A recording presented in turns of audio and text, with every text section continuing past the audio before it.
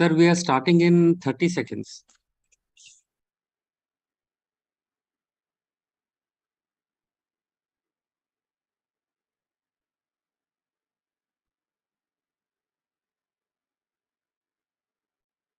राजेश जी, आज कैमरे की पोजीशनिंग बहुत अच्छी है। भगवान की लीला से। चलिए, नमो Ramana. A very warm welcome to all the devotees for Ramana Kendra Delhi's Sunday Satsang with Mr. Michael James.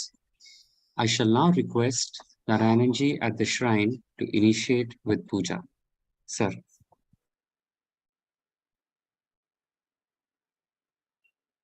मुच्चाय नमः, गोविंदाय नमः, गोविंदाय नमः।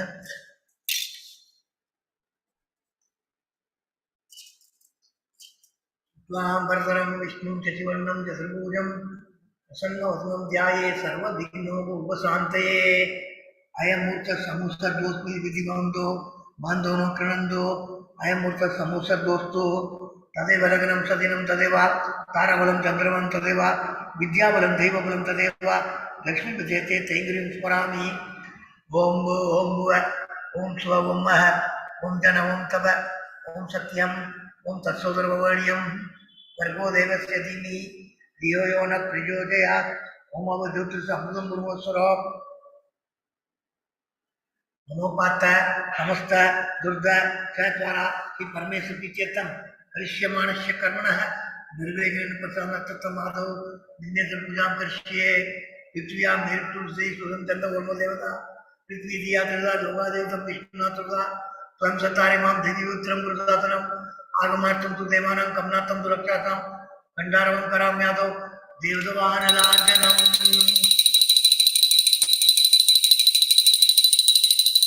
मनोपात समस्त दुर्गा चैत्वारा की परमेश्वर की चेतन निर्विघ्न सिद्ध्यर्थमादौ विघ्नेश्वर पूजां करिष्ये। गणानां गणपतिं नमामि कविं कवीनां सत्रमं ज्येष्ठराजं ब्रह्मणस्पत आनुष्णुतुभुजशीर्षादनम् अस्मिन् दरिद्राबिम्बे महागणपतिं ध्यायामि महागणपतिम् आवाहयामि।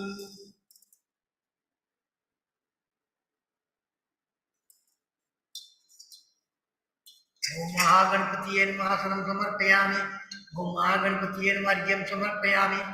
ओम महागणपतिये नमः पाद्यं समर्पयामि।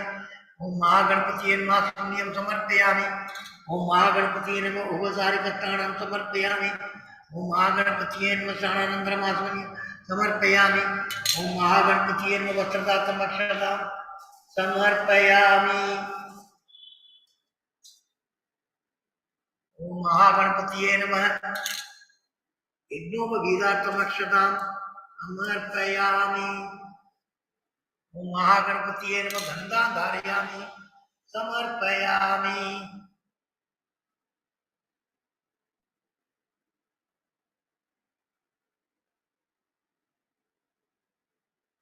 महागणपतिये नमः गन्धोपरियक्षतां समर्पयामि।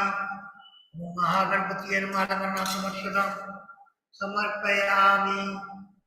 ओम महागणपतिये नमः हरिद्राकुङ्कुमं समर्पयामि।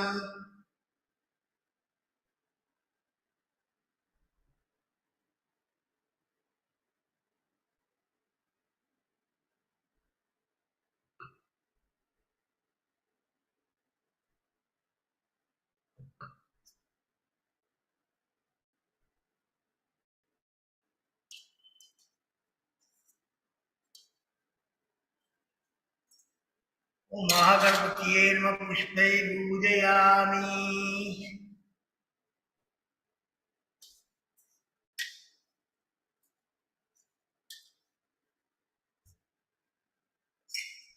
ओम सुमुखाय नमः। ओम एकदन्ताय नमः। ओम कपिलाय नमः। ओम गजकर्णकाय नमः। ओम लंबोदराय नमः। ओम विगडाय नमः। ओम विघ्नराजाय नमः। ओम विनायकाय नमः। ओम धूमकेतवे नमः। ओम गणाध्यक्षाय नमः। ओम बालचंद्राय नमः। ओम गजाननाय नमः। ओम वक्रतुंडाय नमः। ओम शूर्पकर्णाय नमः। ओम हेरंबाय नमः। ओम स्कंदपूर्जवाय नमः। ओम सिद्ध विनायकरे नमः। ओम शंकर मोक्ष विनायकरे नमः। ओम मातुपुर विनायकरे नमः। ओम महागणपतिये नमः। नानाविध परिमल पत्र पुष्पाणि समर्पयामि।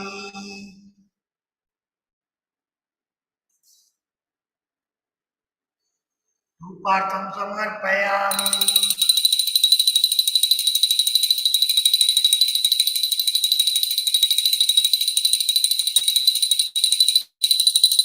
दीपार्थं समर्पयामि।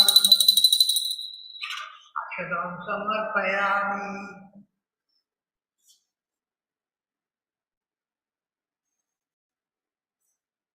ओम भूर्भुवस्सुवः तत्सवितुर्वरेण्यं भर्गो देवस्य धीमहि धियो यो न प्रचोदयात्। सत्यं वदन् प्रसन्नाम्यहं त्वं स्वाहा। ओम प्राणाय स्वाहा अपानाय स्वाहा महानाय स्वाहा उदानाय स्वाहा समानाय स्वाहा ब्रह्मणे स्वाहा। महागणपतये नमः। महागणपतये नमः। महागणपतये नमः। नाट्यचक्रे विद्यं समर्पयामि। मध्ये विद्यमानीयं समर्पयामि। सूत्रावसं समर्पयामि। कर्पूरं समर्पयामि।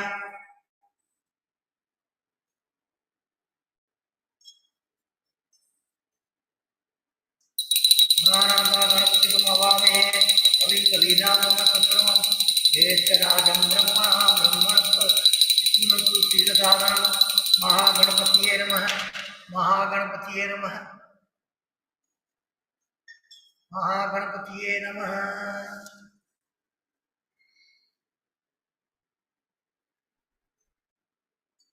समर्पयामि।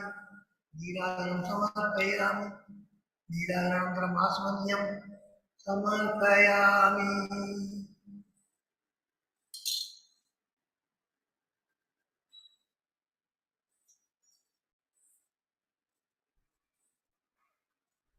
वक्रतुण्ड महाकाय सूर्यकोटि समप्रभ निर्विघ्नं कुरु मे देव सर्वकार्येषु सर्वदा। गणपति प्रसादं सरसा कृणामि। ओम भो ओम भुव ओम सुव ओम मह ओम जन ओम तम ओम सत्यम ओम तत्सवितुर्वरेण्यं भर्गो देवस्य धीमहि धियो यो न प्रचोदयात्। मम ज्योतिषं पुरुषरम्।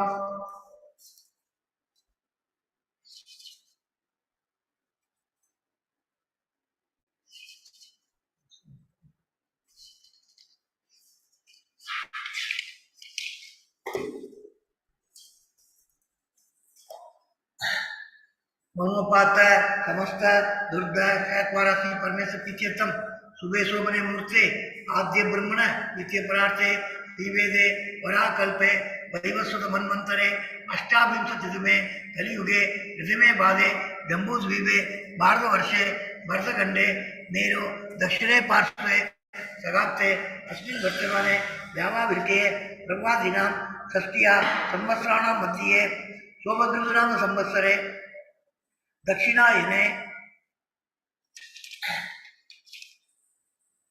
वर्ष ऋतु सिंह मासे शुक्ल बच्चे एकादशी तिथियां सुबोधितो भानुवासयुक्तायां पूर्वाषाढ़ नक्षत्रयुक्तायां शुभ नक्षत्र शुभ योग शुभ कर्ण एवं गुण विशेषण विशिष्टायां अस्यां एकादशी तिथियां सुबोधितो मम जन्म पापस जन्म प्रति एतच्चन पर्यन्तं मध्ये संभावितानां सर्वेषां पापानां सत्य अपवर्णतम् अस्माहं सहकुर्माणं क्षेमसद्धर्य वीर्य विजय आयुरारोग्य ऐश्वर्याणाम् अभिवृद्ध्यर्थं समस्तमङ्गलाभ्यर्थं समस्त दुर्गोपशान्त्यर्थं रमण महर्षि प्रसादेन ज्ञान वैराग्य सिद्ध्यर्थं श्री रमण महर्षि पूजां करिष्ये।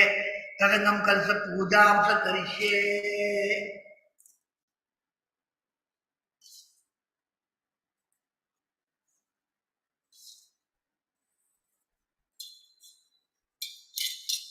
विघ्नेश्वरं यथास्थानं प्रतिष्ठापयामि। सोमनाथे क्षेमाय पुनरागमनाय च।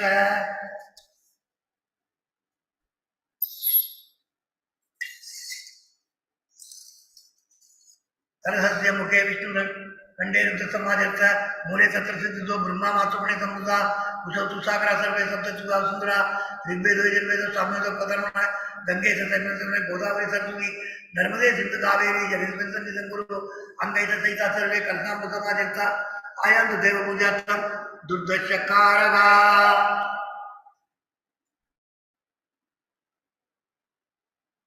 अंबुरा सागरोत्पन्नो विष्णु करे देवते नमोस्तुते देवो देवालय प्रोक्त देवो देवस्नानन अंजान निर्माल्यं स्वयं भवने पूजयेत् ओम सकल गुणात्मक शक्तियुक्ताय योग पीडात्मने नमः आधार शक्तिये नमः मूल प्रकृतिये नमः आदिवराय नमः आदि गुरुमाय नमः अनंताय नमः पृथ्व्यै नमः आदित्यादि नवग्रह देवताभ्यो नमः दश दिग्पालेभ्यो नमः गुरु ब्रह्मा गुरु विष्णु गुरुदेव महेश्वरा गुरु साक्षात् परम ब्रह्मा तस्मै श्री गुरवे नमः ओम अस्य श्री प्राणप्रतिष्ठामन्त्रस्य ब्रह्मा विष्णु महेश्वरा ऋषिरिति सामधर्माणि सन्नांसि सकल जगत सृष्टि संहारकारिणी प्राणशक्ति परादेवता आम बीजम हरिं शक्ति ह्रों कीलकम प्राणप्रतिष्ठापने विनियोग आम अंगुष्ठाभ्यां नमः हरिं गर्जनीभ्यां नमः ह्रों मध्यमाभ्यां नमः आम अनाभ्यां नमः हरिं हरिष्टिकाभ्यां नमः ह्रों कर्णमुष्टाभ्यां नमः आम हृदयाय नमः हरिं से स्वाहा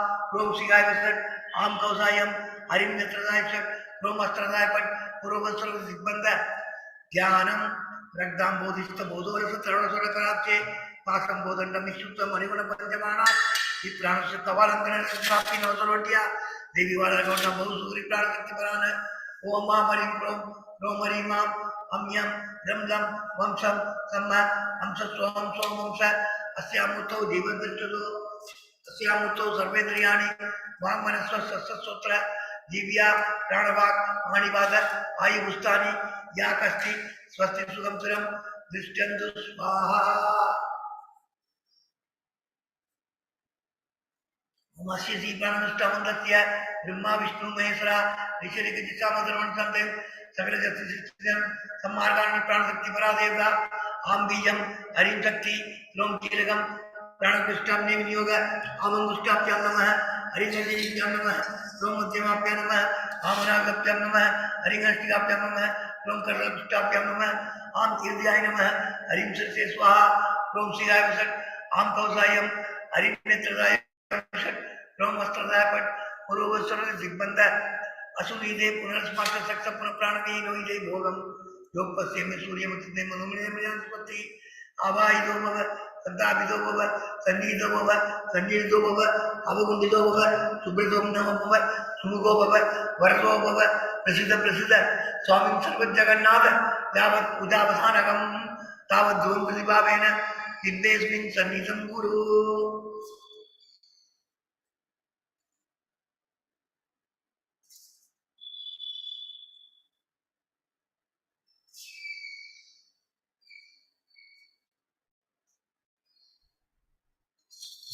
ओम भूर्भुवस्वः तत्सवितुर्वरेण्यं भर्गो देवस्य धीमहि धियो यो न प्रचोदयात् देवसर्गसत्यं नरपतिञ्जाम्यहम् अमृतं स्वाहा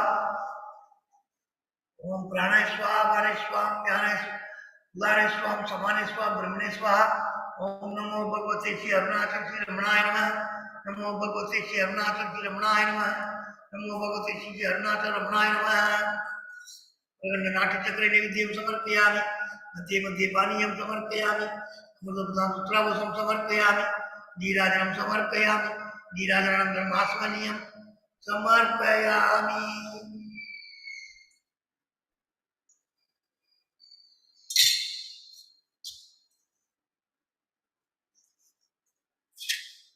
recite भगवान से रमण स्तोत्र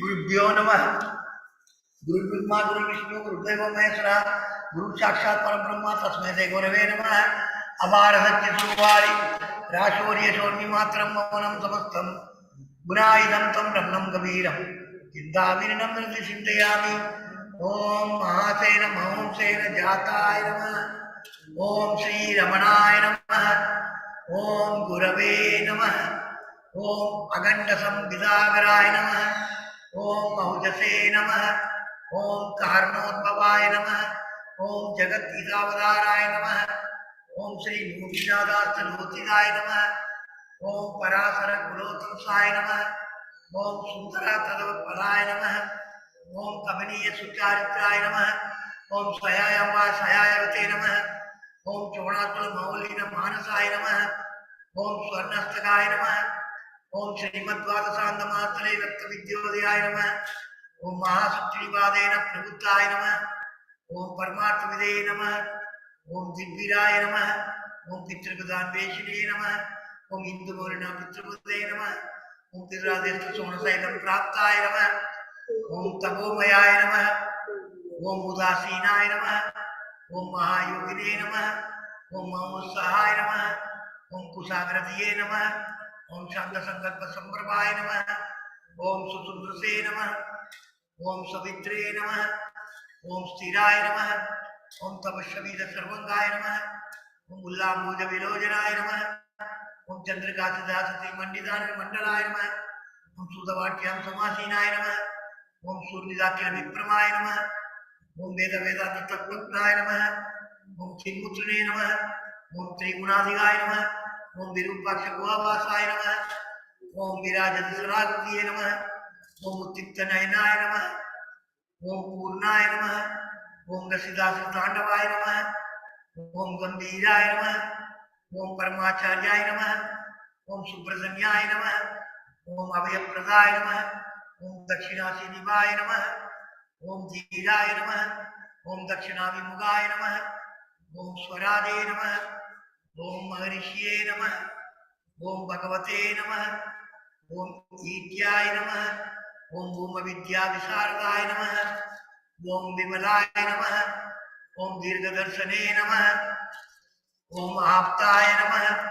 ओम रुजमार्ग प्रदर्शकाय नमः। ओम समत्रुषे नमः। ओम सत्यतृषे नमः। ओम सत्याय नमः। ओम प्रशांताय नमः। ओम अमित विक्रमाय नमः। ओम सुकुमाराय नमः। ओम सदानंदाय नमः। ओम मृदुभाषिणे नमः। ओम दयार्णवाय नमः। ओम श्री सोणासुर युरुद्भूत गंगाश्रम निकेतनाय नमः। ओम सदर्शनोपदेष्टरे नमः। ओम सद्भक्त वृंद परिप्लुताय नमः। ओम गणेश मुनिप्रियेन सेविता विसर्वाय नमः। ओम गीतोपदेश सारादि ग्रंथ संसिन्न संचयाय नमः। ओम वर्णाश्रम उदासीनाय नमः। ओम रसज्ञाय नमः। ओम सौम्याय नमः। ओम आत्मपदे नमः। ओम सर्वावनिमस्तानाम आराध्याय नमः। ओम सर्वसत्कुलिने नमः। ओम आत्मारामाय नमः। ओम महाभागाय नमः। ओम मातृमुक्ति विदायकाय नमः। ओम विनदाय नमः। ओम विनुदाय नमः। ओम विप्राय नमः। ओम मुनीन्द्राय नमः। ओम भावगोरिवलाय नमः। ओम दर्शनाथ सम्मारणे नमः। ओम मौलेन स्वत्बोधकाय नमः। ओम नित्यादिकर्षानित्याय नमः। ओम स्मरणात्मन्द मोचकाय नमः। ओम अंतस्मिन झंडांशवे नमः। ओम संसारानंदतारकाय नमः। ओम सोनादिश्री नमः। ओम आर्तविद्या प्रकाशकाय नमः। ओम अविच्युतनिय प्रज्ञाय नमः। ओम नैसर्गीय महातमसे नमः। ओम कमंडलुद्राय नमः। ओम सुब्रगविनवसनाय नमः। ओम गुहाय नमः। ओम दंडवाणीये नमः। ओम कृपापूर्णाय नमः। ओम पौरोगपिशक्वराय नमः। ओम स्कंदाय नमः। ओम देवदमाय नमः। ओम अमर्त्याय नमः। ओम सेनानिये नमः। ओम पुरुषोत्तमाय नमः। ओम नमो भगवते श्री अरुणाचल श्री रमणाय नमः। नमो भगवते श्री अरुणाचल श्री रमणाय नमः। नमो भगवते श्री अरुणाचल श्री रमणाय नमः। कात्याय नमः। मुरुगाय नमः। देवाय नमः। सुब्रमण्याय नमः। स्वामीनाथाय नमः। दक्षिणामूर्तिये नमः। नटराज भैरव नंदिमहेश्वर शिव पार्वतीये नमः। ओम नमः शिवाय नमः। ओम नमः शिवाय नमः। ओम नमः शिवाय नमः। ओम शिवाय नमः। ओम शिवाय नमः। ओम शिवाय नमः।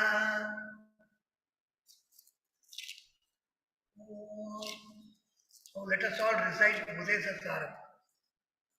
कर्तुराज्ञया प्रापदे फलम कर्म गिम्बरम कर्म तज्जडम नागदो वदन कारणम वदन शाश्वतम जगजीरोधनम ईश्वरार्पितम नेचया कृतम चित्तशोधकम मुक्तिसाधकम कायवाङ्मन कार्यमुत्तमं भोजनं जब चिन्तनं क्रमा जगतैषधी युगसेवनम् अष्टमूर्तिभृत् देवपूजनम् उज्जमस्तवा उज्जमन्दन सिद्धजं जप ध्यानमुत्तमम् आद्यधारया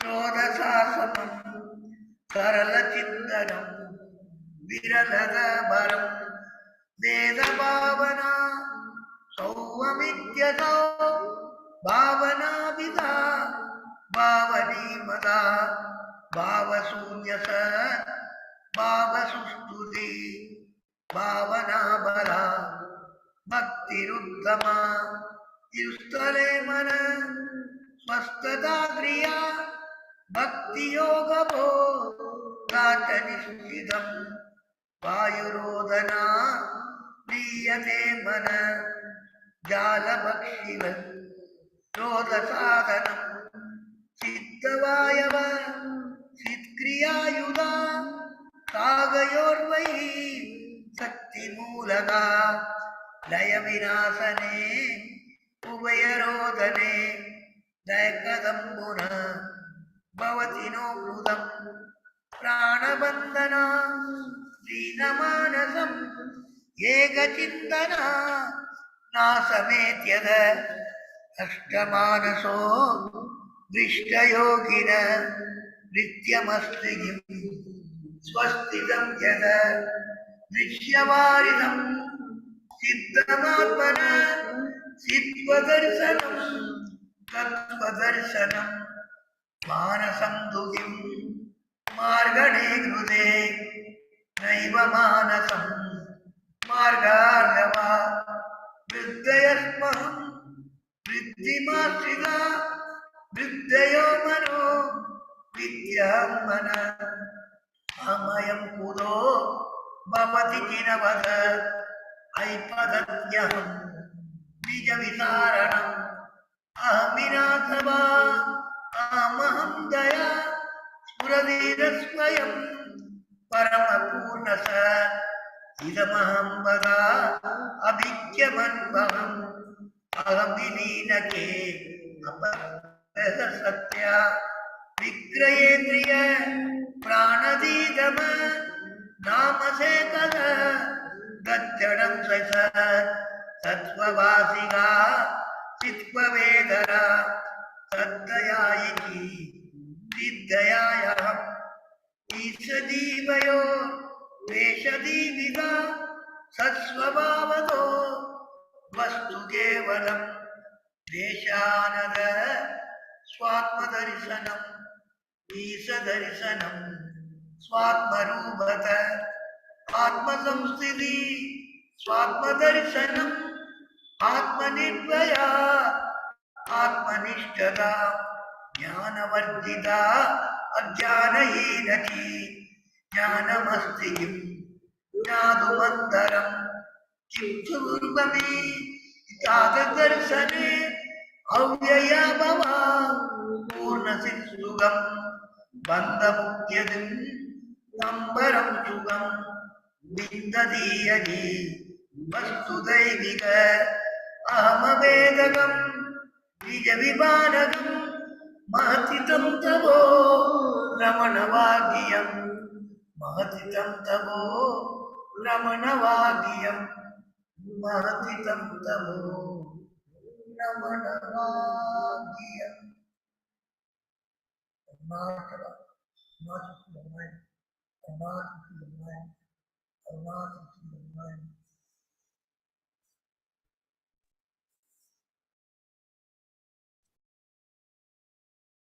Namo Ramana. Yes, Namo Ramana. Much welcome to all the devotees for Ramana Kendra Delhi's Sunday Satsang with Mr. Michael James.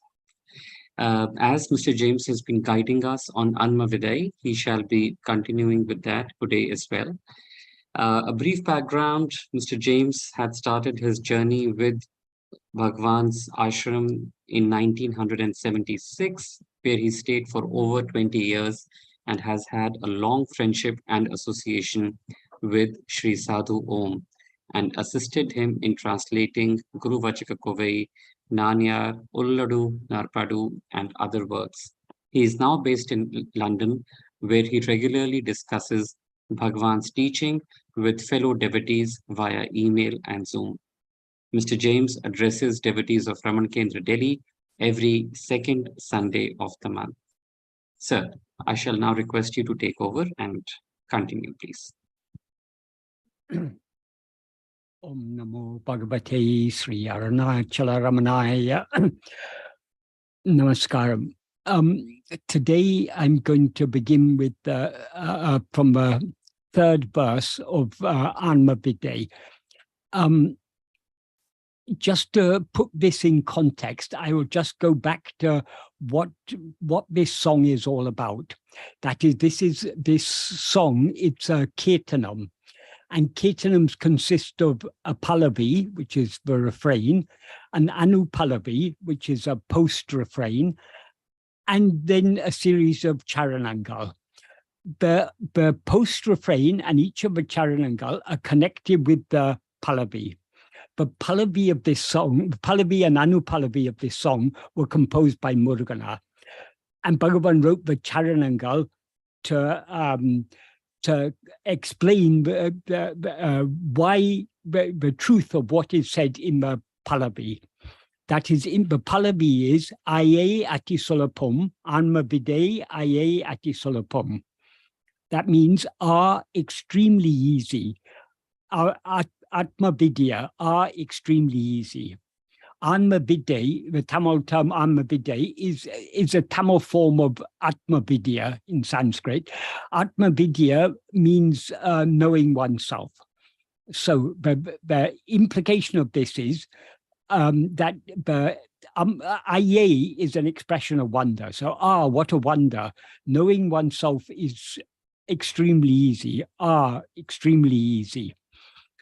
And then in the anupallavi, the post-refrain or sub-refrain, Murugan explains this by saying oneself exists as so very real, even for those who are simple-minded, but an amalaka fruit in the palm ends as unreal. What that means is, usually the example of an amalaka fruit in the palm is used to express how if something is very, very clearly known. If we've got an amalaka fruit in our palm, it's something that is clearly known by us. So that is an analogy that is used or a metaphor that is used to mean something that is very, very clearly known. But what Murugana says here is ourself, that is, we each know ourselves so clearly. The one thing the one basic knowledge we all have is the knowledge I am. So we all know ourselves so clearly. Even the most simple-minded person is clearly aware I am. So this is something that is so clearly known. Therefore, knowing oneself is extremely easy. Then Bhagavan takes up this theme in the Charanangal. In the first verse, the first Charanam, he says, though oneself exists incessantly and indubitably as real, the body and world, which are unreal, arise sprouting as real. That is, we ourselves are the one thing that is permanently and indubitably real. But the body and world, which are unreal, arise or appear as if they were real. So how do they arise? What he implies that in the next sentence by beginning, when unreal darkness pervaded thought, that is, the darkness that pervades all thoughts is the darkness of self-ignorance. Thoughts arise only in the view of ego, and ego is the false awareness, I am this body. So ego is the darkness of ignorance, And so the thoughts that rise from ego, Bhagavan describes as being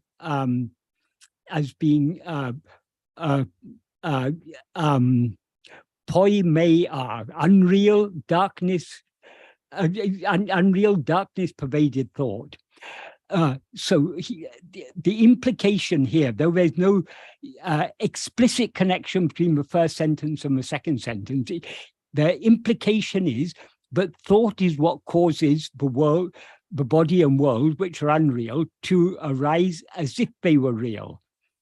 And so he says in the second sentence, when unreal darkness pervaded thought is dissolved without rising even and reviving even an iota, in the reality pervaded heart space, oneself, the sun, will shine by oneself. Darkness will cease, suffering will end, happiness will surge forth. What that implies is, though oneself exists incessantly and indubitably or imperishably as real, the body and world which are unreal arise sprouting as if real.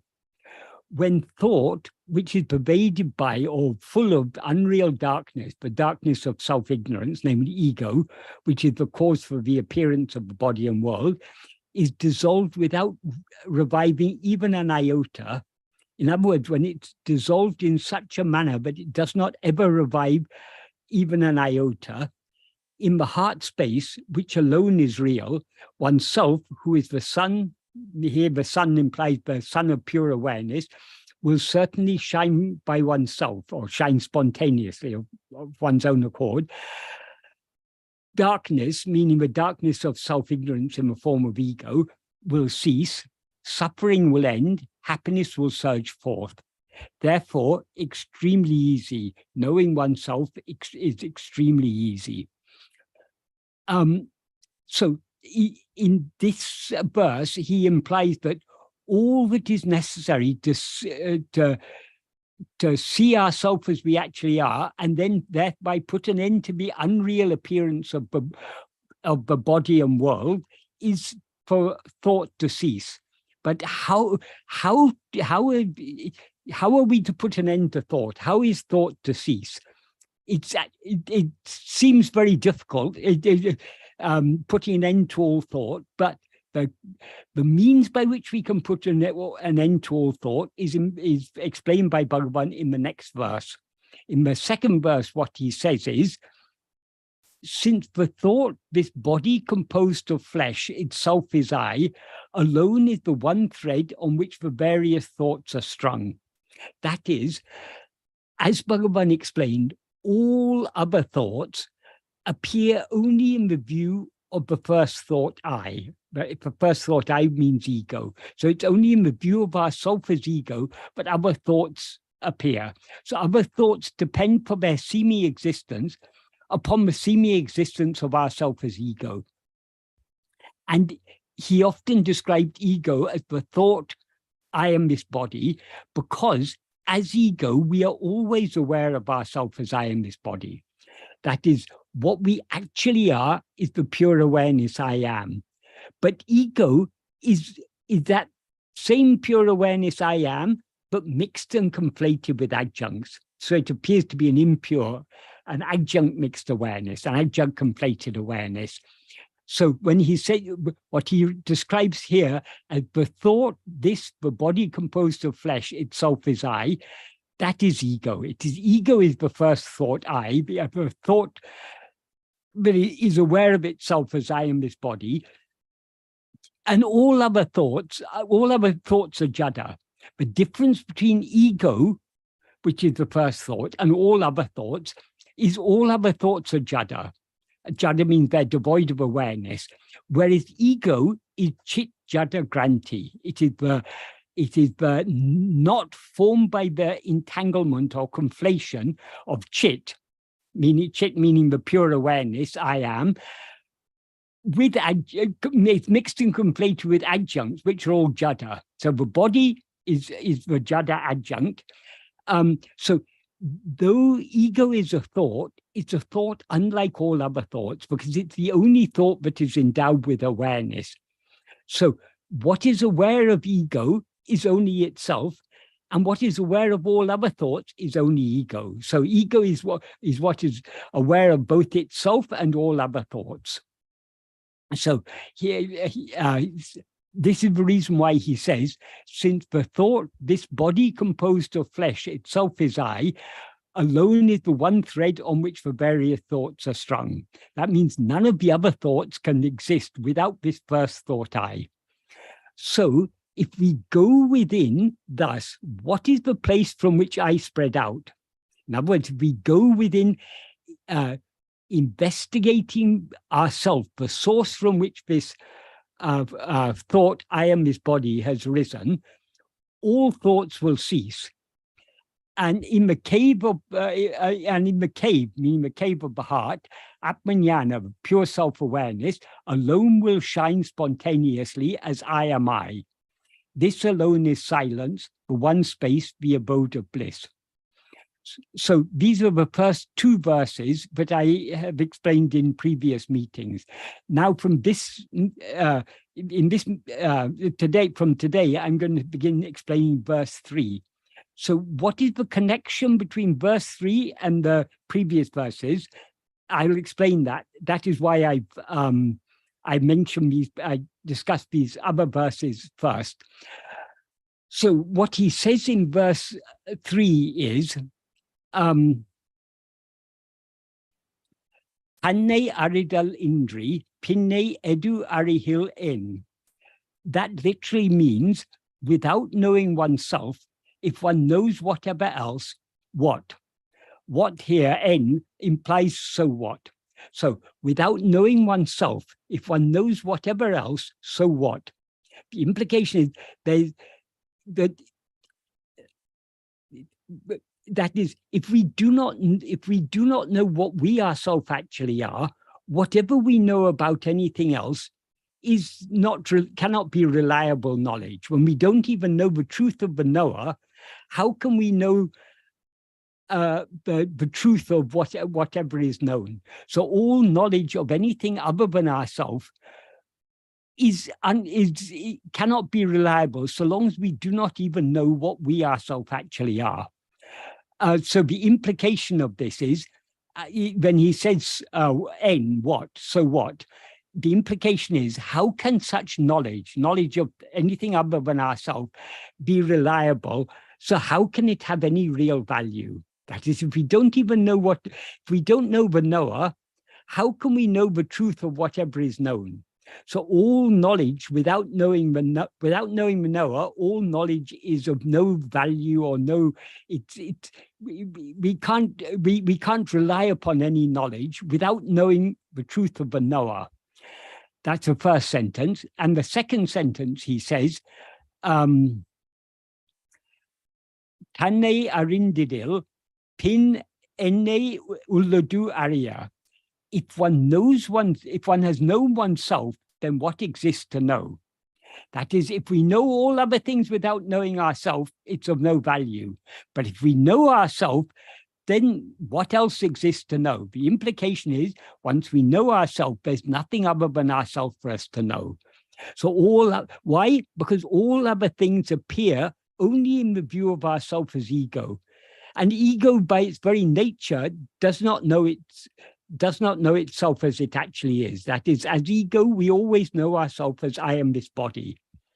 So what he talked about in the previous two verses, for example, when he said the body and world, which are unreal, arise sprouting as real, the body and world have no existence independent of our knowledge of them.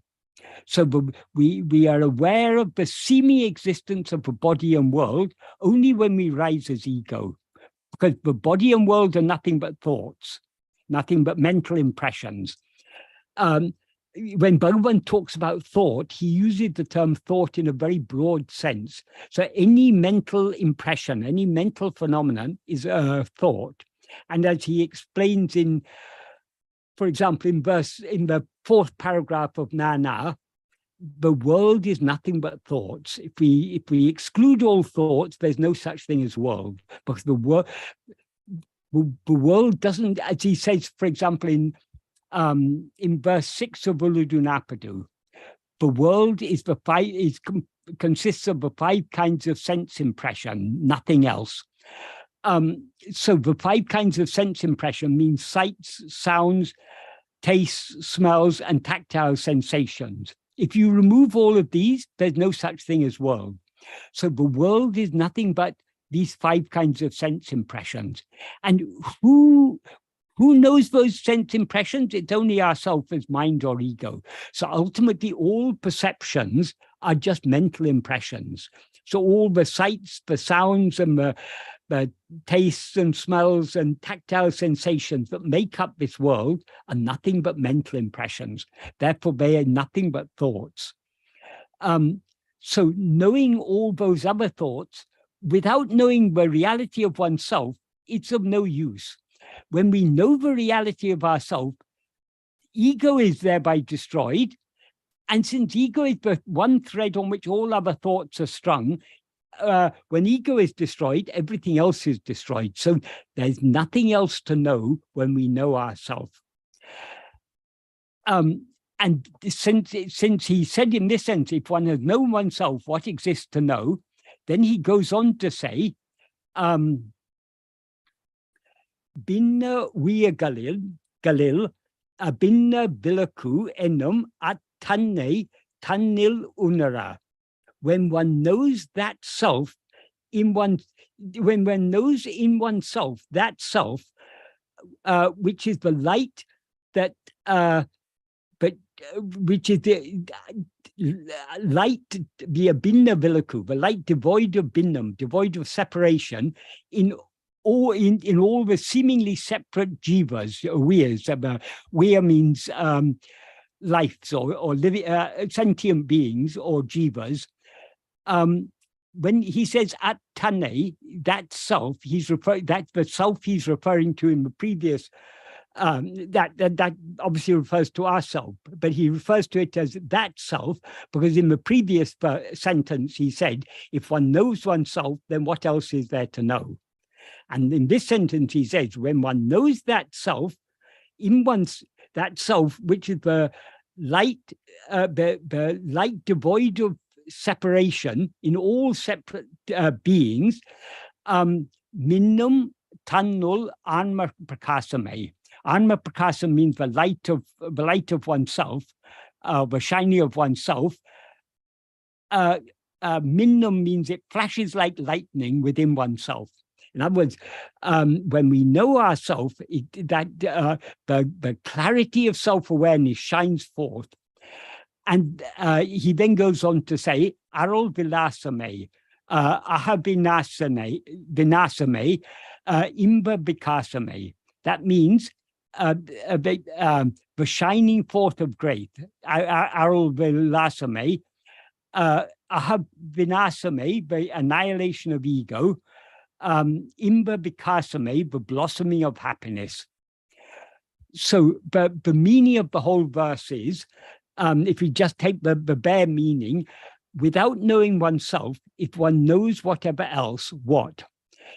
If one has known oneself, then what else exists to know? When one knows in oneself that self, which is the light without separation in separate sentient beings, within oneself, the shining of oneself alone will flash forth. The shining forth of grace, the annihilation of ego, the blossoming of happiness. Therefore, extremely easy. Knowing oneself is extremely easy. If we a slight paraphrase of this to bring out the meaning more clearly, we can paraphrase this as follows. Without knowing oneself, if one knows whatever else, so what? In other words, there's no use in knowing anything else if we don't know ourselves. That is, how can such knowledge be reliable? And therefore, how can it have any real value?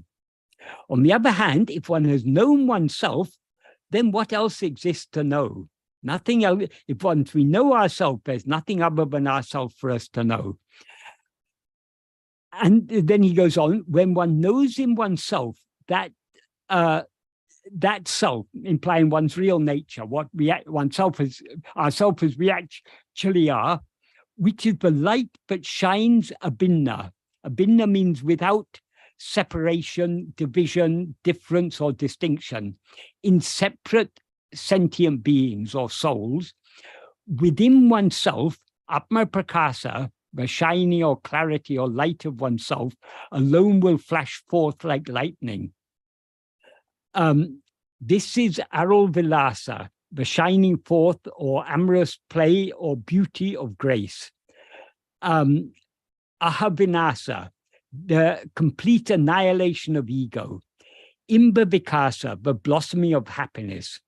Therefore, extremely easy. Knowing oneself, extremely easy.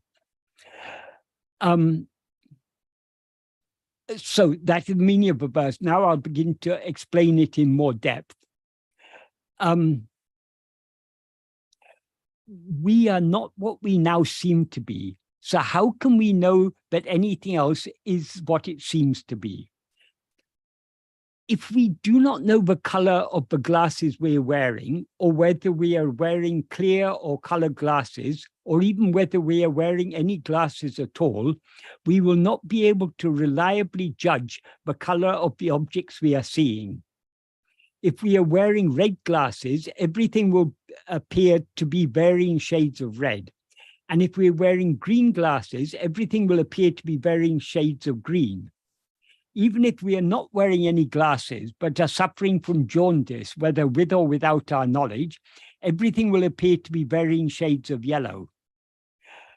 Likewise, if we do not know the reality of ourselves, that is, if we do not know what we actually are, as opposed to what we now seem to be, we cannot know the reality of anything else we know, which means that we cannot know whether anything else that we may know is actually real or just an illusory appearance.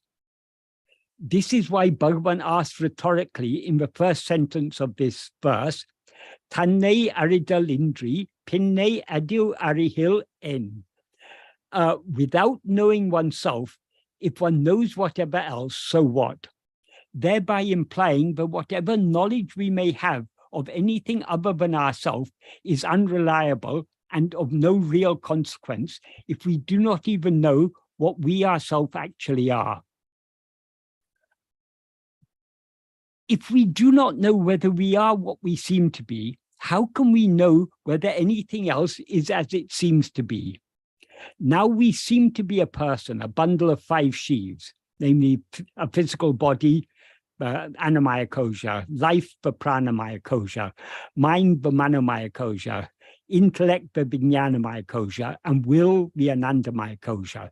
So this is what we seem to be. We seem to be this bundle of 5 sheaves called body or person. But is this what we actually are?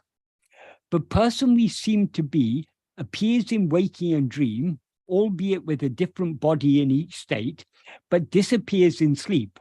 But we are clearly aware of our own existence, I am, in all these 3 states. The I that slept is the same I that is now in this state we take to be waking, and that is sometimes in another state that we call dream.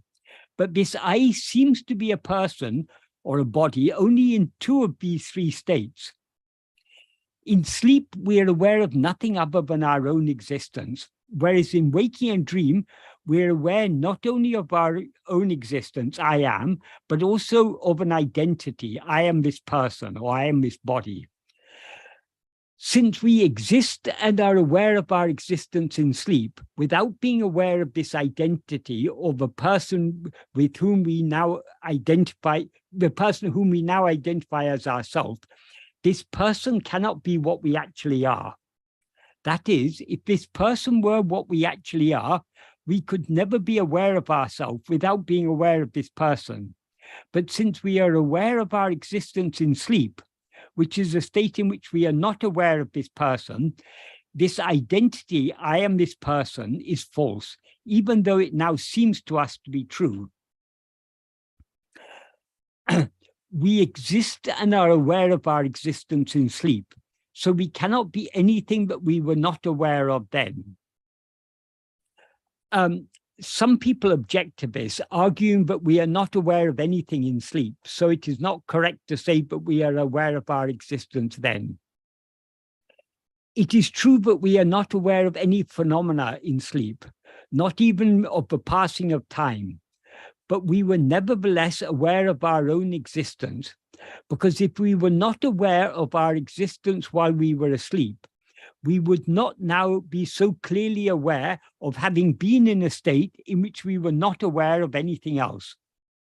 That is, if we were not aware of our existence in sleep, in other words, if we were not aware of being in that state in which we were not aware of anything else, we would not now be aware that we were ever in such a state.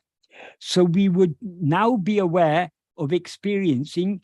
So what we would now be aware of experiencing would be a seemingly uninterrupted succession of alternating states of waking and dream without any gap between them. Therefore, since we are now clearly aware of having experienced frequent gaps between alternating states of waking and dream, gaps that we call sleep, in which we are not aware of anything other than ourselves, we must not only have existed in such gaps, but must also have been aware of existing then. In other words, if sleep were a state in which we were not aware of our existence, we would not now be aware of ever having existed in such a state. Therefore, we can logically conclude that we were certainly aware of our existence while we were asleep, and no one who considers this carefully and deeply enough can reasonably doubt that this is the case. Moreover, to the extent to which we practice being self-attentive in waking and dream, it will become clear to us, no matter how faintly at first, that our own existence, I am, is distinct from the appearance of all phenomena, including the person we seem to be. Not only the physical body of this person, but also all its other components, namely life, mind, intellect, and will. And to the extent that it becomes clear to us that we are distinct from all phenomena, it will also become clear to us that we did exist and were aware of our existence in the absence of all phenomena in sleep. Therefore, since we existed and were aware of our existence in sleep, what we actually are cannot be anything other than what we cannot be anything that we were not aware of then. So since we were then aware of nothing other than our own mere existence, what we actually are can only be this pure existence, bereft of everything else, including the adjuncts, upadhis, but we now mistake ourselves to be. That is, since we were not aware of anything other than our own existence in sleep, we cannot be anything, but we were aware of our existence in sleep, but not aware of anything else. So we cannot actually be anything other than the pure existence, but pure existence, which is pure awareness, but alone remained in sleep. As this pure existence, which shone alone in sleep, we were aware I am, but were not aware of anything else whatsoever. So the nature of this pure existence is pure awareness. Awareness that is just aware without being aware of anything other than its own existence, I am. And hence what we actually are is just pure existence awareness, Satchit, which is what we are always aware of as our own being, I am, not only in sleep, but also in waking and dream. Before we can know anything else, we should first try to know what we ourselves actually are. And we cannot know what we actually are by attending to anything other than ourselves. Therefore, though we now seem to be a particular person who consists of a physical body, life, mind, intellect, and will, neither this person nor any of its components can be what we actually are. Because in sleep, we were not aware of any of these things, but were aware only of our own simple existence, I am. Hence, since we are now aware of ourselves as if we were this person, it is clear that we are aware of ourselves as something other than what we actually are. So our present knowledge of ourselves is a false knowledge. Since we do not even know what we ourselves actually are, how can any of our knowledge about anything else be reliable? That is, whatever knowledge we may have about anything other than ourselves is obtained by us through the filter of our erroneous knowledge of ourselves. So when we do not know what we actually are, we cannot claim to have true or reliable knowledge about anything else whatsoever. That is, going back to the analogies I gave earlier on, if we don't know the color of the glasses we're wearing, whatever judgment we make about the objects we see, the color of the objects we see, is an unreliable judgment. Because we may say, oh, everything looks green. But it looks green. Why? Because we're wearing green glasses. If we're not aware of the fact that we're wearing green glasses, our judgment about the color of objects will be an incorrect and unreliable judgment. So when we do not know what we ourselves actually are, anything we know, we are knowing through the filter of this false awareness of ourselves, this erroneous awareness of ourselves as I am this body. So what we actually are is not what we seem to be. So what other things actually are, how can we assume that other things are as they appear to be? Since we are not what we actually are, other things are not what they seem to be. Sorry, since we are not what we seem to be, what we actually are is not what we seem to be, what other things actually are is not what they seem to be. In other words, when our knowledge about ourselves is so confused and erroneous, our knowledge about everything else must be equally or even more confused and erroneous, as Bhagavan implies in the first sentence of this verse by asking rhetorically, Tanne aridal indri, pinne edu arihil en. Without knowing oneself, if one knows whatever else, what reliability, consequence, or value does such knowledge have? Therefore, before trying to know anything else, we should first try to know what we ourselves actually are. And we cannot know what we actually are by attending to anything other than ourselves. So we should stop directing our attention outwards, away from ourselves towards anything else, and should instead direct it inwards, back towards ourselves alone. No matter how many spiritual, philosophical, or scientific texts we may study, or how many times we may listen to the words of a Sadguru or others, we cannot know what we actually are except by turning our attention back within to face ourselves alone. The words of our Sadguru, Bhagavan Ramana, are useful precisely because they're constantly directing us, reminding us, and encouraging us to turn our attention back within to investigate what we actually are. And other texts are useful only if and to the extent that they do likewise. As Bhagavan often emphasized, we cannot get the knowledge we are seeking. We cannot get knowledge of ourselves from books. But books are useful only if they point our attention back at ourselves, because it's only by looking within that we can know ourselves as we actually are. This is what Bhagavan emphasized in the 16th paragraph of Nana. We cannot we cannot know ourselves in books. We can only, the books exist outside the 5 sheaths. We exist within the 5 sheaths. So we need to turn our attention within to investigate what we actually are. One of the many ways in which Bhagavan has impressed upon us the need for us to know ourselves as we actually are, before we can know anything else, is by pointing out that whatever is perceived derives its nature from what perceives it.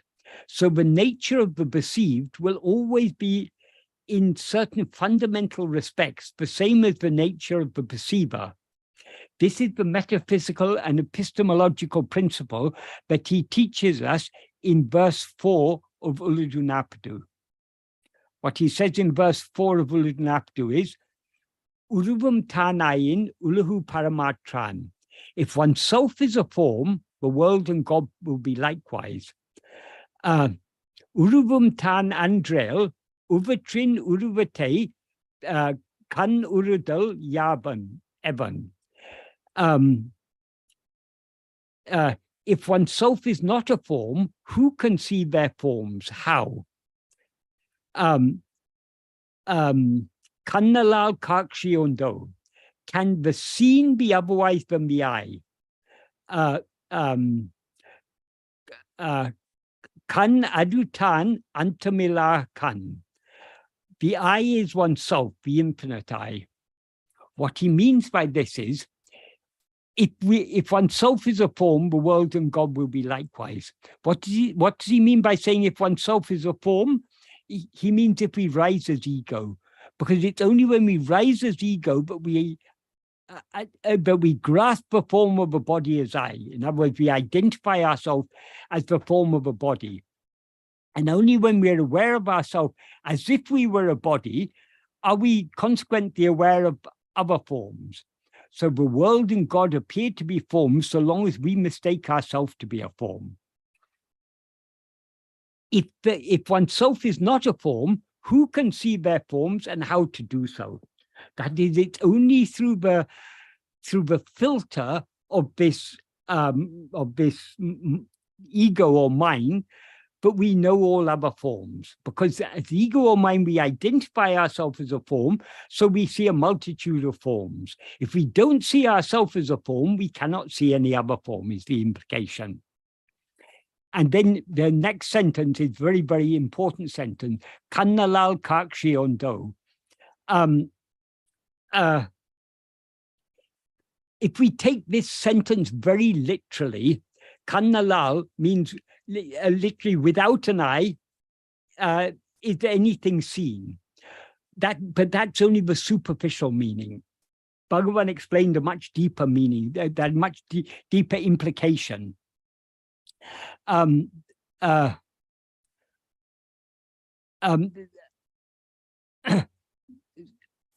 is, can what is seen be otherwise or of a different nature than the eye? The eye here Bhagavan used the word eye, the Tamil word is kan. That means the eye, like the physical organ through which of sight. But he's using the word eye as a metaphor here for the awareness that knows or sees or perceives anything else. So can what is seen be otherwise than be of a different nature than the seer? That's what Bhagavan implies by saying, can the seen be otherwise than the eye? So if the seer is ego always identifies itself as a form, so in the view of ego, only forms seem to exist. But if oneself is not a form, you can't see forms. If we are not a form, that is all forms, every form is a limitation, because a form is a form. Any form is something that is in some way distinguishable from other things. So every form has a separate existence. It's got a binna existence. But to use the term that Bhagavan uses in this verse of Anmavidya, he talks about the binna vilaku, but shines in the binna viyagal. So all this separation arises because we identify ourselves as a form. Because when we identify ourselves as one form or one set of forms, namely this body composed of 5 sheaths, we see everything else as forms. But when we don't see ourselves as a form, we are then without any limit. So we don't see any other forms. Therefore, forms can be perceived only by an eye or awareness that perceives itself as a form, namely ego or mind, which always perceives itself as the form of a body. Then in the last sentence, he says, kan adutan antamila kan. That means the I is oneself, the infinite I. What that implies is the real I is oneself. Oneself here implies what our real nature, which is pure awareness.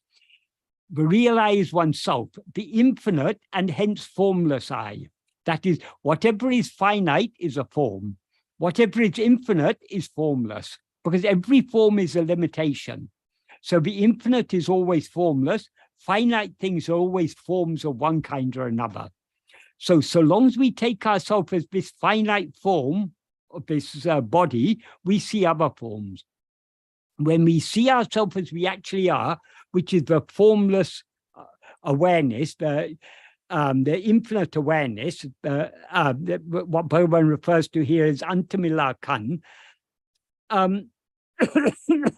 when we see ourselves as infinite and therefore formless, we will see everything else as infinite and formless. In other words, we'll see only ourselves and nothing else. Because there cannot be anything other than the infinite. If there was something other than the infinite wouldn't be infinite because it would be thereby limited. So in the view of the infinite I, there is nothing other than itself. So there are no forms, no limitations of any kind whatsoever. So in this verse, he uses the term kan, or I, as a metaphor for awareness. As a metaphor for awareness in the sense of what is aware. And that awareness is ourself. What we actually are is infinite awareness, as he implies in the last sentence of this verse, kan adutan antamila kan. The I is oneself, the infinite I. And being infinite means being formless, because every form is a limitation of one kind or another. And whatever is limited is a form, in the sense that he uses the term uruvum or uru in this and other verses of Uludunapdu and elsewhere. Therefore, in accordance with the principle that he implies in the previous sentence, kannalal kakshi do, can what is seen be otherwise than the I? As infinite and hence formless awareness, we are never aware of anything finite and hence of any forms, as he implies in the second and third sentences by asking rhetorically, uruvum tan andrel, uvatrin, uruvate, kan urudal yavan, evan. If oneself is not a form, who can see their forms? How to see their forms? Therefore, as he implies in the first sentence of this verse, uruvum tan ayin, uluhu paramatran, if oneself is a form, the world and God will be likewise. If we seem to be aware of, we seem to be aware of forms only when we rise as ego and consequently mistake ourselves to be a body, which is a form composed of 5 sheaves, as he says in the next verse, namely verse 5 of Uludnaptu. Hence, all forms or phenomena seem to exist only because we have risen as ego, thereby projecting and attaching ourselves to a form of a body as if it were I. All forms are therefore just an illusory appearance, and they seem to exist only in the view of ourself as ego. When we do not rise as ego, they do not seem to exist. So what then shines is only what alone actually exists, namely ourself as infinite awareness. Therefore, since everything other than ourself seems to exist only when we rise as ego, and since we do not rise as ego when we know ourselves as we actually are, in the second sentence of this third verse of Anma Vidde, he asks rhetorically, Tanne arindidil pin enne uludu arya. If one has known oneself, then what exists to know? Thereby implying that there's nothing else for us to know once we have known ourselves. Everything other than ourselves, in other words, every object or phenomenon, is a form of one kind or another. And as he points out in verses 4 and 5 of Uludunaptu, we're aware of forms, objects, or phenomena only when we mistake ourselves to be a body, which is a form consisting of 5 sheaves, namely a physical body, the life or physiological processes that animate it, and the mind, intellect, and will that operate within it, as if they were integral parts of it. Therefore, the subject that is aware of all objects is what is aware of itself as I am this body, namely ourself as ego. And without this subject, no objects would seem to exist. As he implied in the first sentence of the previous verse, namely verse 2 of Anma Vidde, in which he said, Una udul iduve nanam ennum nineve, nana ninevugal, se or na enum adanal. Since the thought, the body composed of flesh itself is I, alone is the one thread on which all the various thoughts are strung. Since the appearance or semi-existence of objects depends on our present false awareness of ourself as I am this body, their appearance is just a mental construct. So according to Bhagavan, all objects, forms, or phenomena are just thoughts, meaning that they are all just mental impressions or mental phenomena.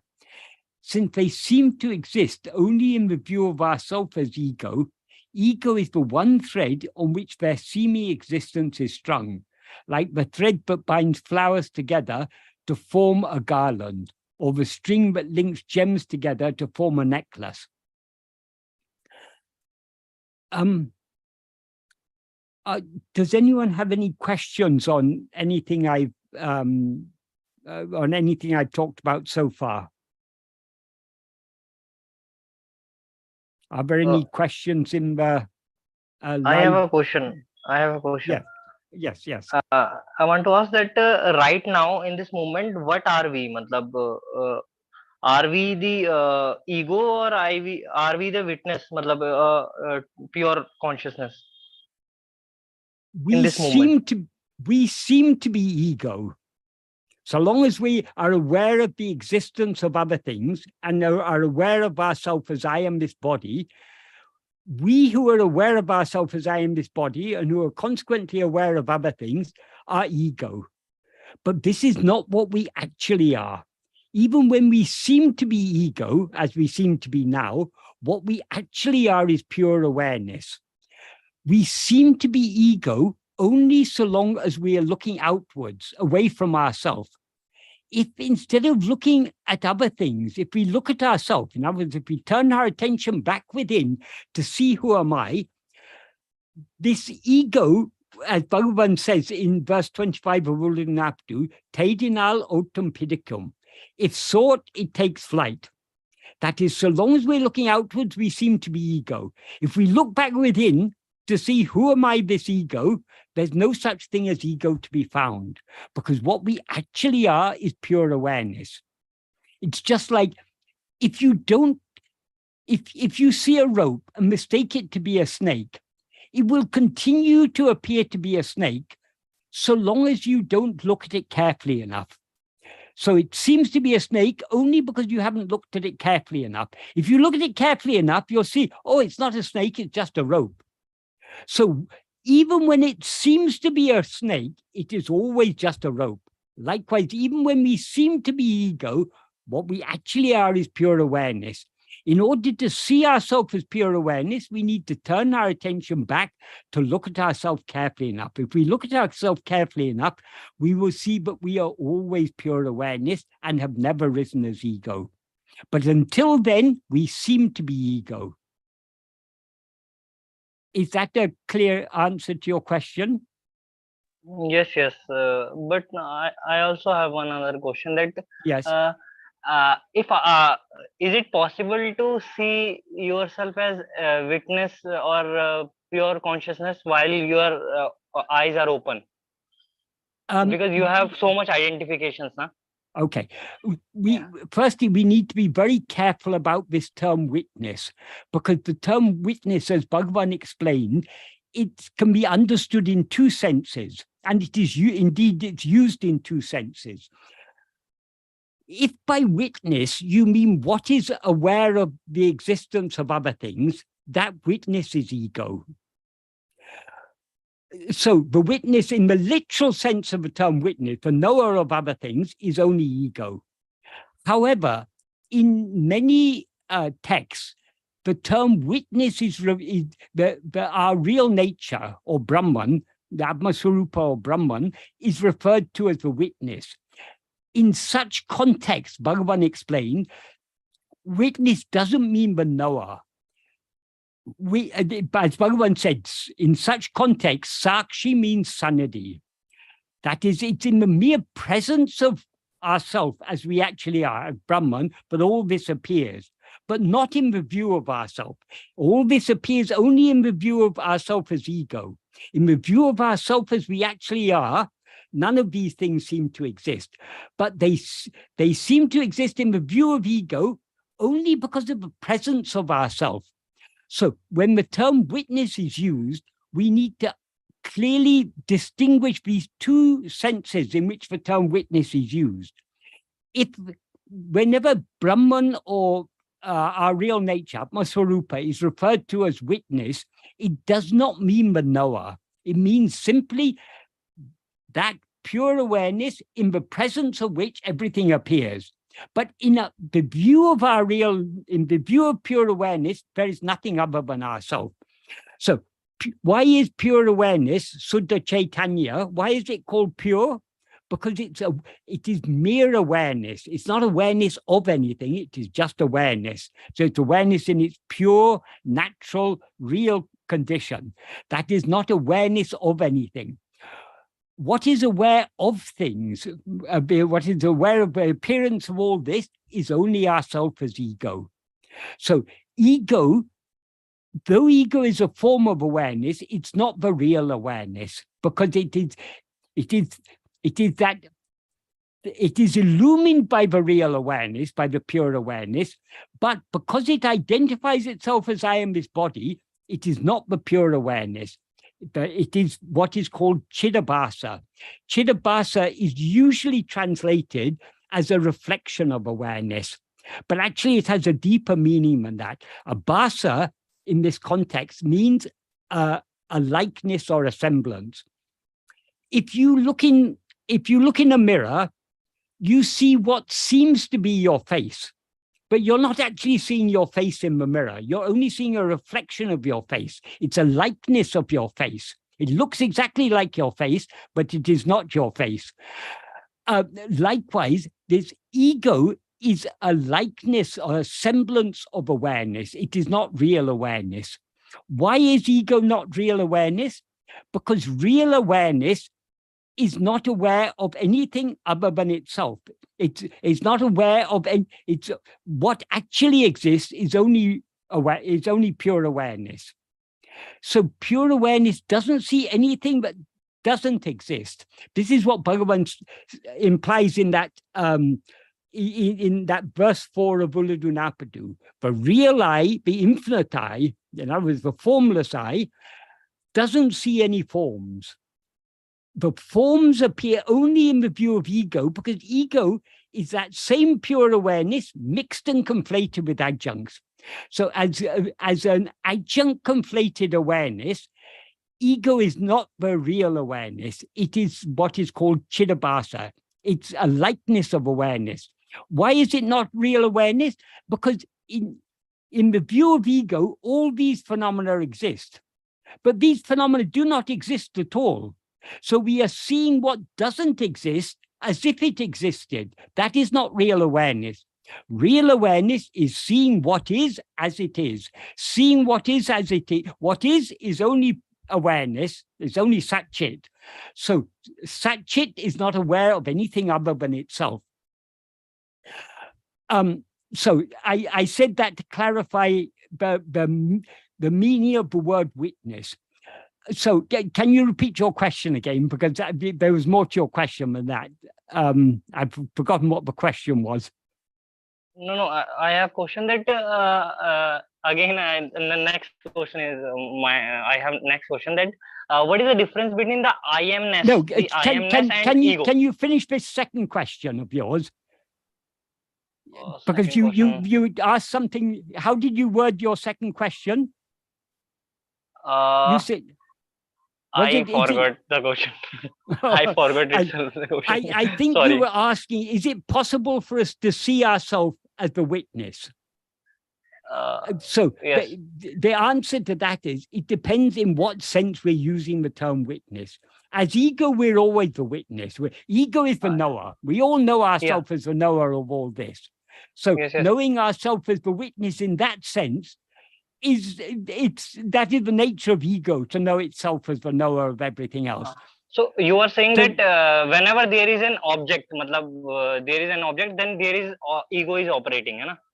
Yes, there is some the objects exist only in the view of the subject. The subject is ego. The subject means the knower.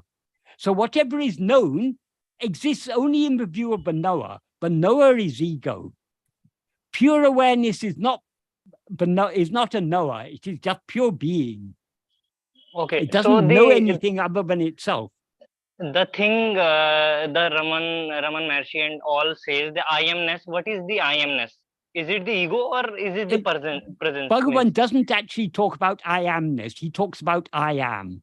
I am. What does I am mean? I exist. So I am refers to our existence. What we have to distinguish, we need to distinguish our existence from our identity. So I am is our existence, what we actually are. That is pure awareness. I am this or I am that. That is an identity. That is ego. So as ego, we're always aware of ourselves as I am this body. That is an identification. So in the sentence, I am this body, am there is not referring to our existence. It's serving to identify what we are. I am this body. If we remove this body, what remains is the pure I am. The pure I am is Satchit. Pure awareness, pure being. Thank you. But what we now experience ourselves as is not, we are always aware I am. Even when we rise as ego, we're aware I am. But as ego, we're aware I am, but we're not just aware I am. We're aware I am this person, I am this body. And because we're aware of ourselves as I am this body, we're consequently aware of all other things. Whereas pure awareness is aware of itself just as it is. And consequently not aware of anything else, because pure awareness is without limit, it's infinite. Antamila kan, as Bhagavan describes it. It has no, antamila means ananta, it has no limit, it's infinite. Satyam jnanam anantam. In the Upanishads, Brahman is described as Satyam jnanam anantam. Satyam means pure being. Jnanam means pure awareness. And what is pure being, pure awareness, which are one and the same thing, is anantam. It's without any limit. Limits are only for forms, but the satyam jnanam, that satchit, is not a form. It is the substance that appears as all forms. It is the vastu, or porul in Tamil.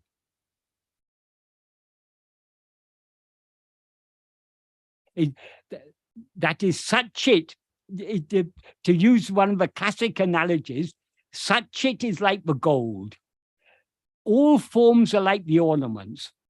The ornaments, as Bhagavan says, are not real. Because today, you may have you may have a piece of gold, it may be a bangle today. Tomorrow you can take it to a goldsmith and ask him to make it into a necklace. So the forms change, so they're not real, but the gold remains the same. So relatively speaking, the gold is real. So always the substance is real and the forms are unreal. Of course, gold is not the ultimate substance. It's only relatively speaking, we call it the substance. The ultimate substance of all things, the vastu, is the satya vastu. The sat vastu is only satchit. That is what is actually exists. That is what we actually are. So ego is what we seem to be. Satchit is what we actually are. But in order to see ourselves as satchit, we need to turn our attention back within. That is the most important thing. That is what Bhagavan's teachings are all about, is about practice, about actually all Advaita philosophy is of no use whatsoever if we don't put it into practice. This is not just a nice philosophy. This is a very Advaita. If we understand it correctly, if we understand it as Bhagavan has taught it, it is an extremely practical philosophy. So Advaita means not two, one without a second. So what is the Advaita Abhyasa? What is the correct practice of Advaita? It can only be attending to ourself. Attending to anything other than ourself, then you've got two things. So if you want to be in the state of one only without a second, ekkameva advaitiyam, which is the very definition of Advaita, we have to attend only to ourselves. Attending to anything other than ourselves, you're introducing there this false duality of subject and object, a knower and something known. But in self-attentiveness, there's no such duality. There's only one. I myself am attending to I myself. So what Bhagavan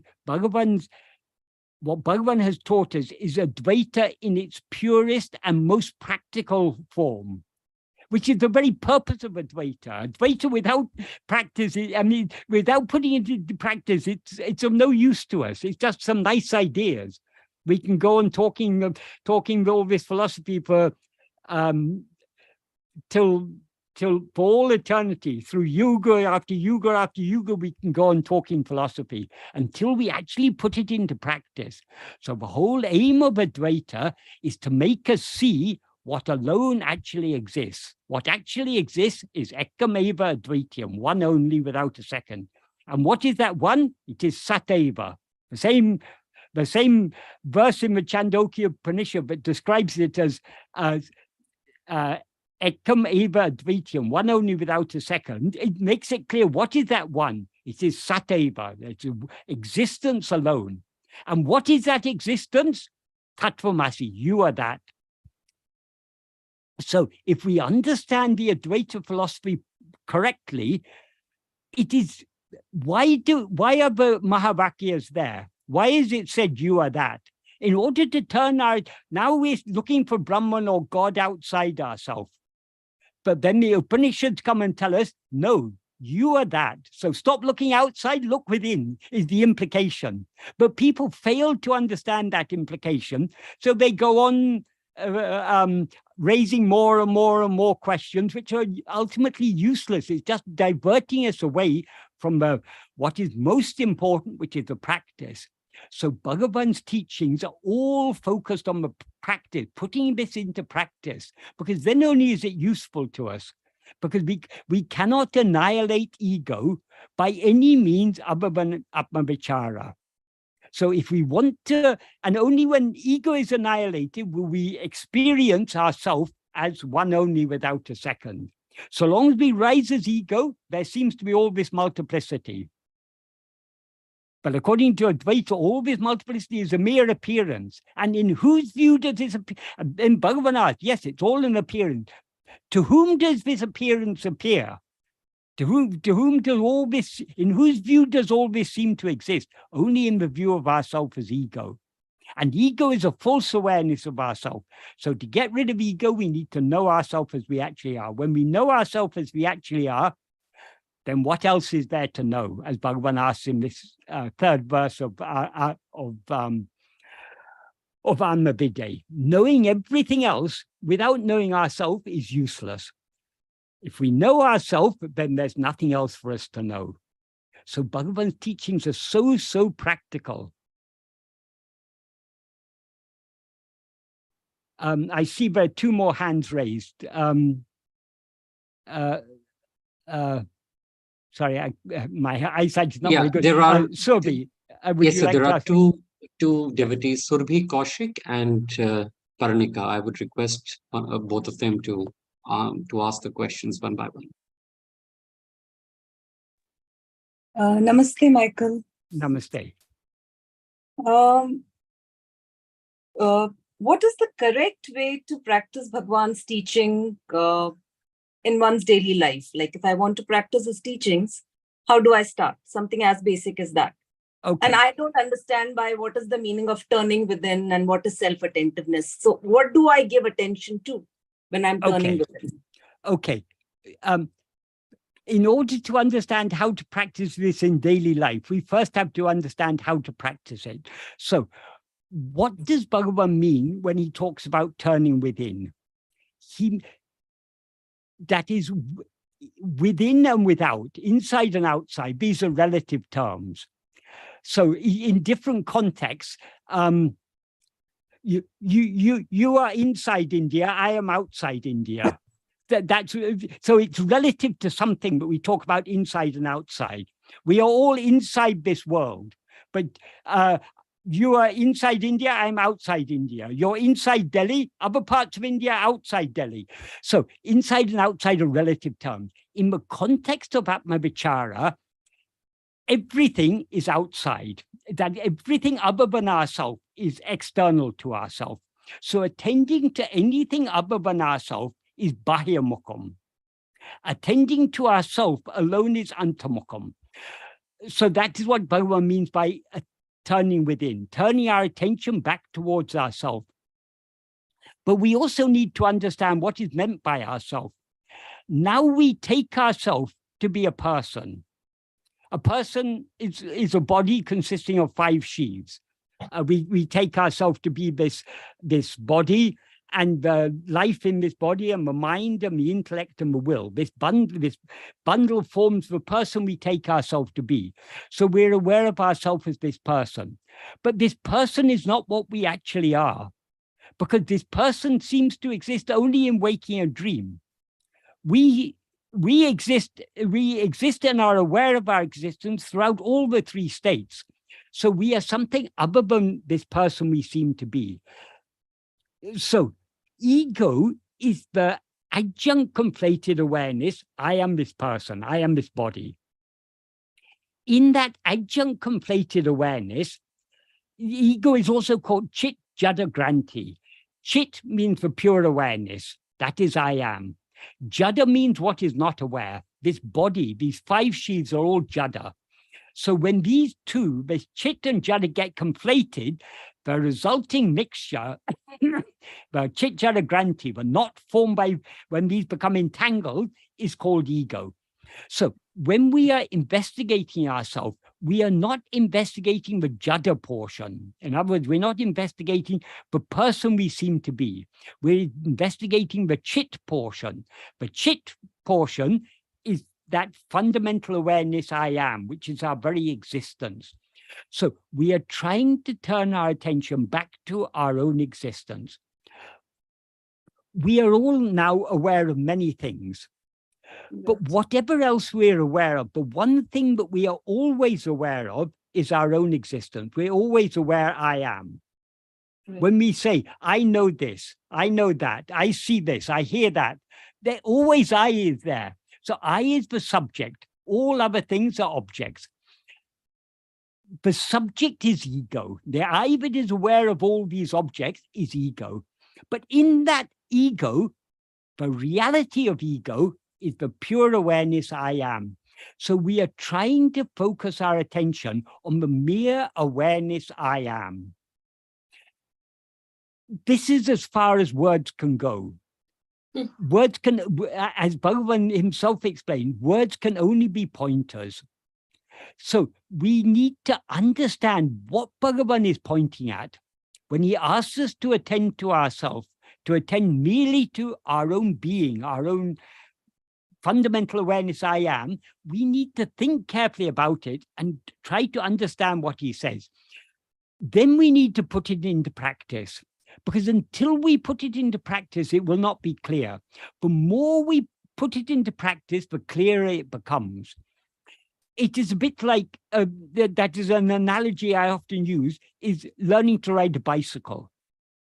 Supposing you don't know how to ride a bicycle, you can read books about it, you can attend lectures about it, but you cannot learn to ride a bicycle except by actually getting on a bicycle and trying.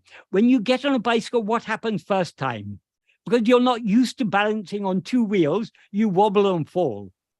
So you have to go on trying. However many times you wobble and fall, you have to keep on trying. Slowly, you get the hang of it.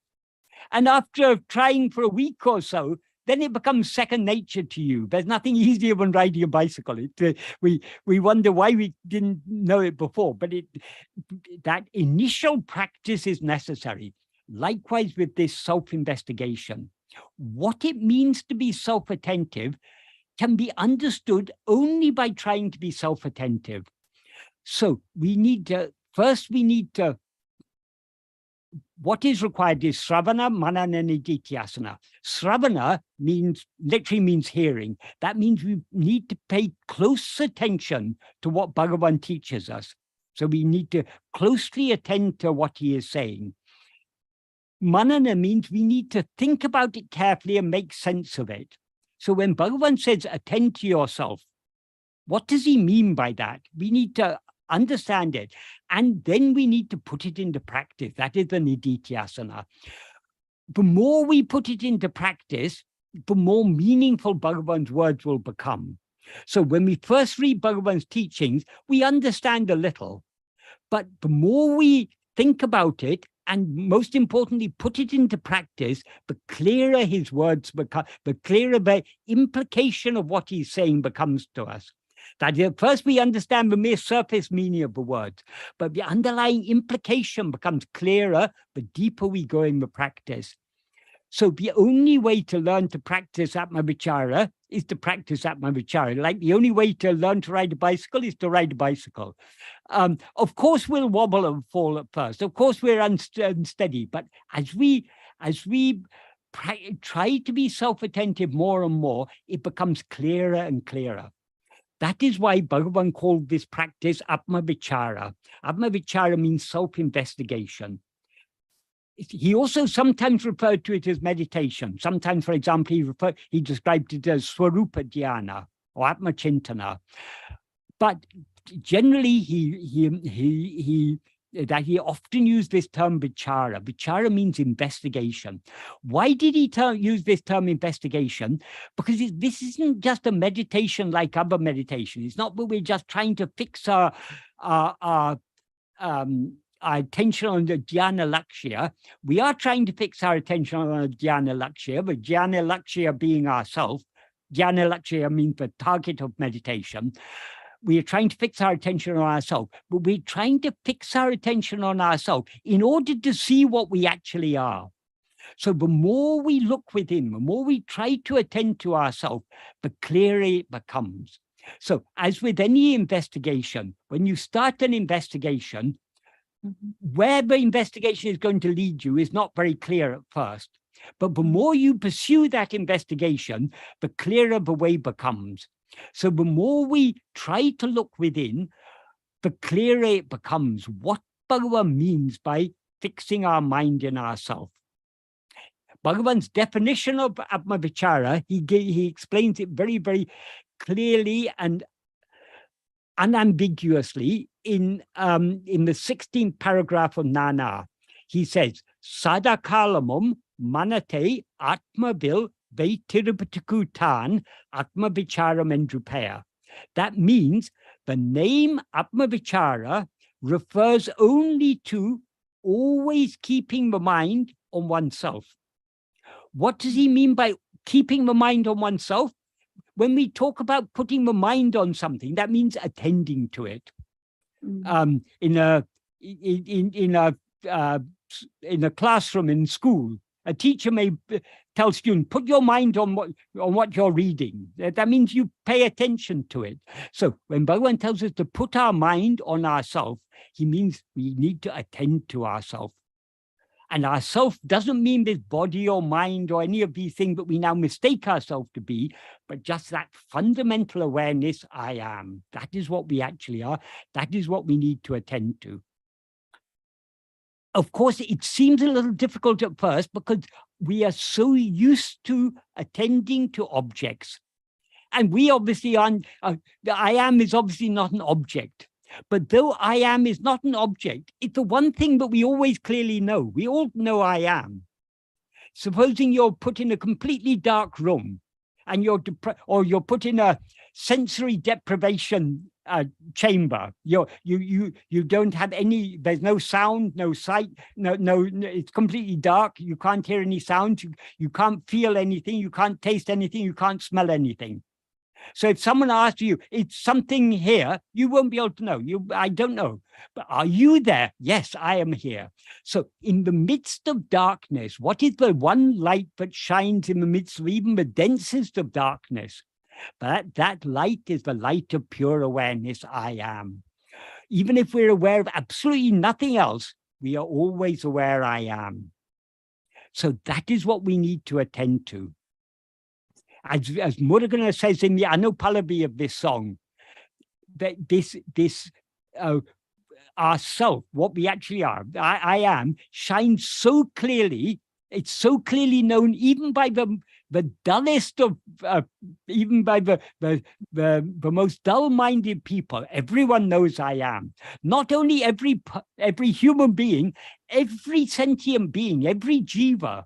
They may not know it, they may not know it in language, but they know their own existence. Even the smallest ant knows its own existence, because that ant is maybe looking for a piece of sugar, but it's aware of its desire for that sugar. It's aware of its own existence. So the very nature of awareness is self-awareness. So before we can be aware of anything else, we are always aware of ourselves, of our own existence, I am.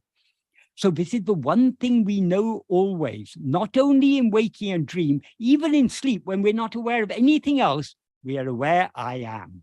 So since we're always aware I am, we can attend to it. But because it's not an object, it's not a form, it's not anything concrete, it's something very subtle. So we need to, only by practice can we familiarize ourselves with what it is to attend to ourselves. It may seem a little difficult at first, but this is the greatest of all treasures. That is, when we begin to, it will come slowly, but the more clearly we're able to understand what self-attentiveness is, the more we come to appreciate what a great treasure Bhagavan has brought for us. Bhagavan has brought this great treasure. He's given us this treasure. We need to avail ourselves of it by trying more and more to turn our attention within. This is the greatest bhagyam in possible in our life, to have Bhagavan come into our life and to receive his teachings from him. This is the greatest of all bhagyas. So we are supremely blessed to have come to Bhagavan and to become acquainted with his teachings. So we shouldn't let this great opportunity pass by. We must make full advantage of it. That is, Bhagavan's grace is always helping us. Bhagavan's grace is doing everything that can be done to help us. But we need to cooperate with grace. Because as Bhagavan said, grace is not something that's up in heaven and was going to descend on us. Grace is ever shining in our heart as our own being. So we need to avail ourselves of that grace. We need to yield ourselves to that grace by following the path that Bhagavan has taught us, by trying our best to turn within. It may seem a little difficult at first, but if we try, it will become clear to us what is self-attentiveness. Once you've understood what is self-attentiveness, then it will become clear to you that you're able, that there's never a moment when you're not aware I am. So whatever else you may be doing, whether you're doing the household work or taking the children to school or doing cooking or driving to work or working in your office, there's never a moment when you're not aware of your own existence as I am. So there's not a moment when we cannot attend to ourselves. So first we need to get a grasp on what is it means to be self-attentive. Once we've understood what it means to be self-attentive, then this great treasure is with us permanently. We can turn our attention back to ourselves, whatever the body, speech, and mind may be doing, whatever be the circumstances. We can, even now while talking or while listening, we can be aware, I am.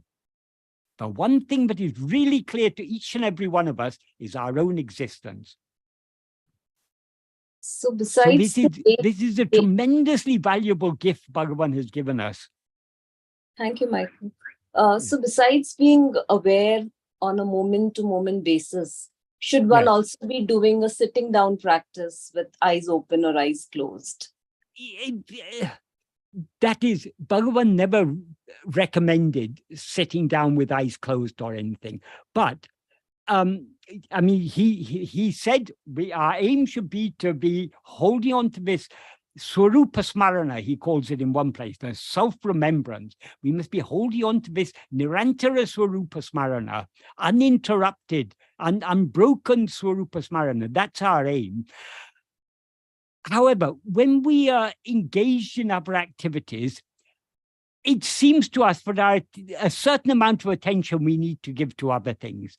So it may be beneficial at times to, when we are not engaged in any other activity, to sit quietly, whether with our eyes open or closed, it doesn't matter, whether we're sitting or lying in the bed, or the physical posture doesn't matter.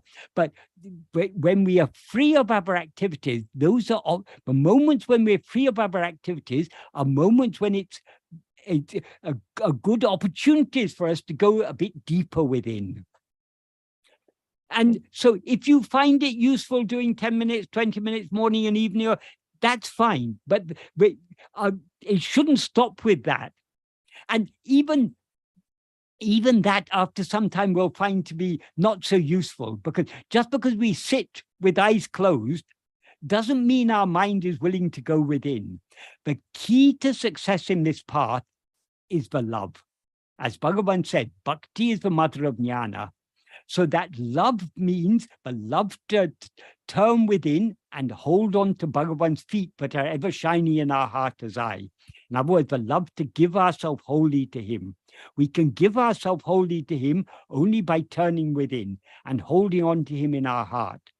So the love is the primary factor. So supposing our mind is full of worries and concerns, we can sit with eyes closed, but it's not going to make all those worries go away.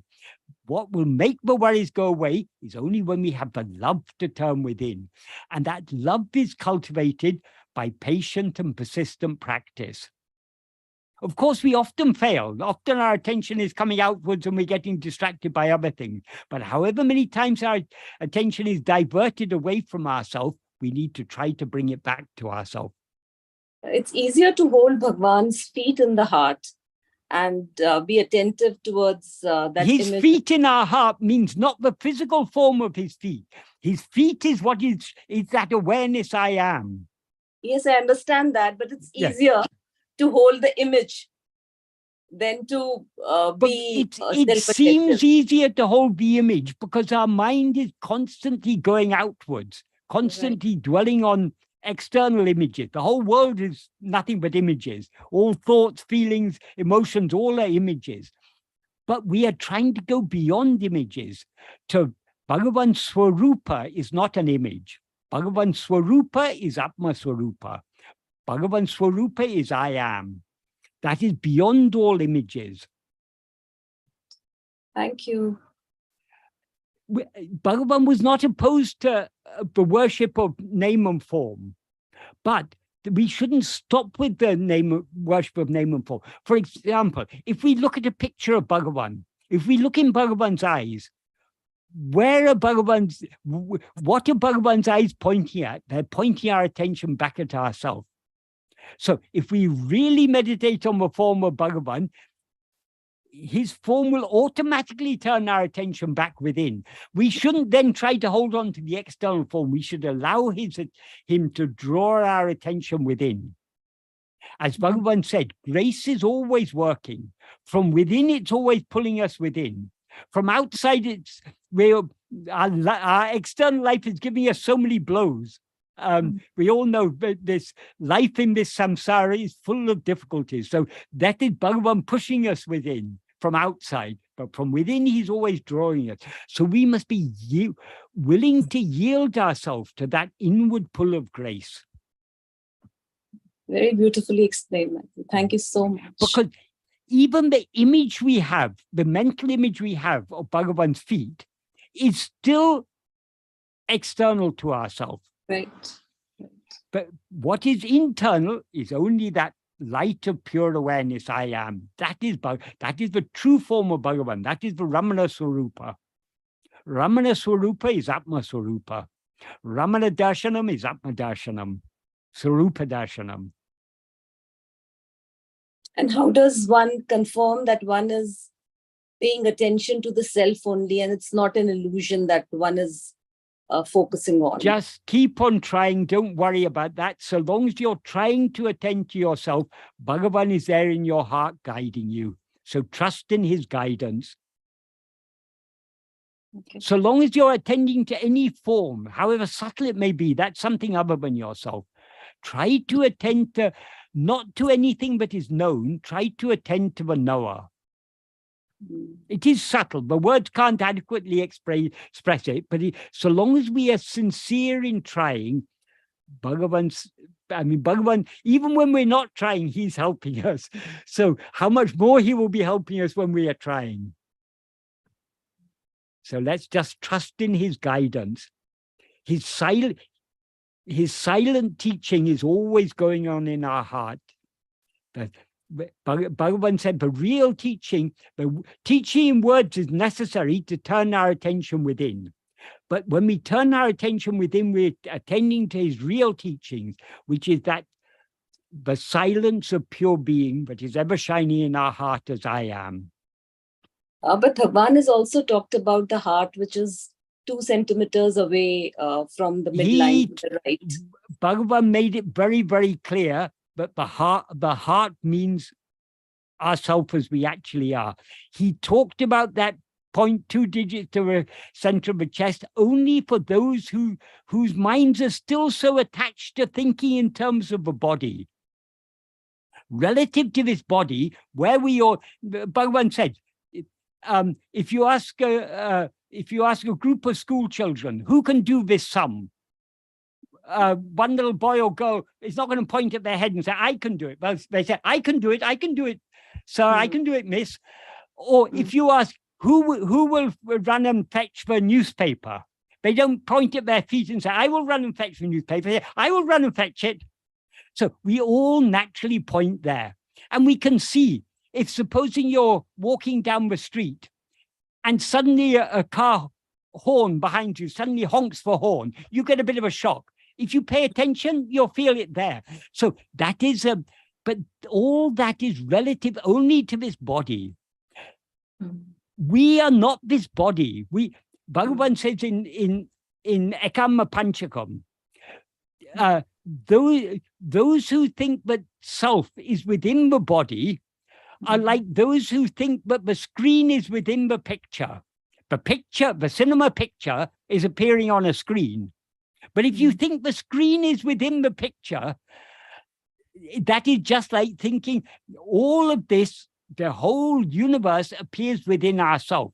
But if we think we are limited within this body, it is so foolish, is it? So it was only for those with outward going mind who couldn't understand the deep, subtle teachings of Bhagavan, who kept on asking, where is the place of heart in the body? Bhagavan said it's 2 digits right to the center of the chest. But he also said, that is not the real heart. The real heart is only I am. Bhagavan is also talking about the current, that the current becomes continuous and spontaneous. That is the current of self-awareness. That current is always there. We need to hold on to that current. Current means that continuity. The one thing that is ever continuous is this awareness I am. That is what we need to hold on to. Okay. I think we're now nearing conclusion. So I think any other questions we'll have to keep for next time. Thank you, sir. There are no further questions on the Okay. YouTube channel, and any other questions from devotees, we can always collate and bring them up to you for the next session. Thank you. Which will be in 2 weeks anyway, so it's not far away. That is correct, sir.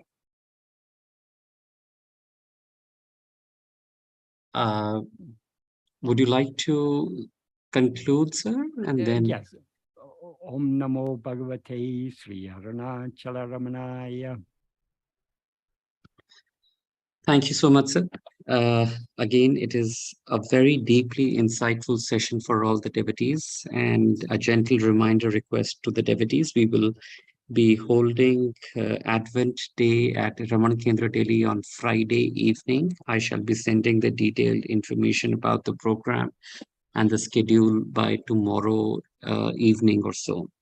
And of course, any questions for Mr. Michael James, kindly have them sent over. We can compile all of them and send it to him. Thank you once again, sir.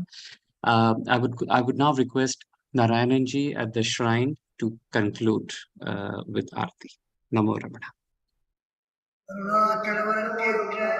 அக்ஷரமண மாலை சாற்ற கருணாகர கணபதியே கரமருளி காப்பாயே அருணாச்சல சிவ அருணாச்சல சிவ அருணாச்சல சிவ அருணாச்சல அருணாச்சல சிவ அருணாச்சல சிவ அருணாச்சல சிவ அருணாச்சலா அருணாச்சலம் என அகமே நினைப்பவரகந்தேனருப்பாய் அருணாச்சலா அழகு சுந்தரம்போல் அகமும் நீயும் தினமாயிருக்கும் அருணாச்சலா அகமுகுந்தீத்து அகமுகை கீரையாய் அமர்வித்தலென்கொள் அருணாச்சலா ஆறு காயனை ஆண்டனை அகட்டி தினம் பழித்தி அருணாச்சலா இப்பழித்த உனை ஏனினை பித்தார் இனி யார் விடுவார் அருணாச்சலா ஈற்றிடும் அன்னையின் பெரிதார் இதுவோ உனதருள் அருணாச்சலா உனையே மாற்றி ஓடாதுள்ளத்தின் மேல் உறுதியாயிருப்பார் அருணாச்சலா ஊற்றுற்று உளம்பிடா உன்னை கண்டு இட உன்னழகை காட்டருணாச்சலா என்னை அழித்திப்போ என்னை கலவாவிடின் இதுவோ ஆண்மை அருணாச்சலா ஏன் இந்த உறக்கம் என்னை பிறருக்க கழகோ அருணாச்சலா ஐம்புல கழ்வர் அகத்தினில் புகும்போது அகத்தில் நீ இல்லையோ அருணாச்சலா ஒருவன முன்னை ஒளித்தேவர் வருவார் தூதே இது அருணாச்சலா ஓங்கார பொருள் உயர்வில்லோ உனையார் அறிவார் அருணாச்சலா அவ்வை போல எனக்கும் அருளை தந்து ஆழ்வது உன் கடல் அருணாச்சலா அருணாச்சல சிவ அருணாச்சல சிவ அருணாச்சல சிவ அருணாச்சல அருணாச்சல சிவ அருணாச்சல அருணாச்சல சிவ அருணாச்சல அருணாச்சல சிவ அருணாச்சல அருணாச்சலம் வாழி அன்பர்களும் வாழி அக்ஷரமண மாலை வாழி.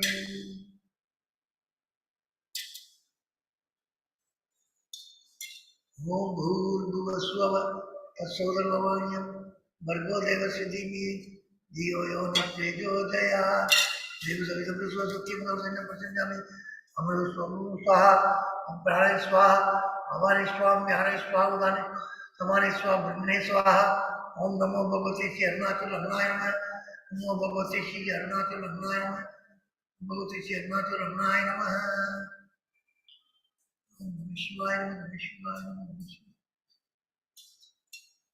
गोशीरम विद्यम समर्पयामि विद्ये विद्यमानियम समर्पयामि अमृतं सूत्रावसं समर्पयामि नीराजनं समर्पयामि नीराजनमण्डलमास्मनीयं समर्पयामि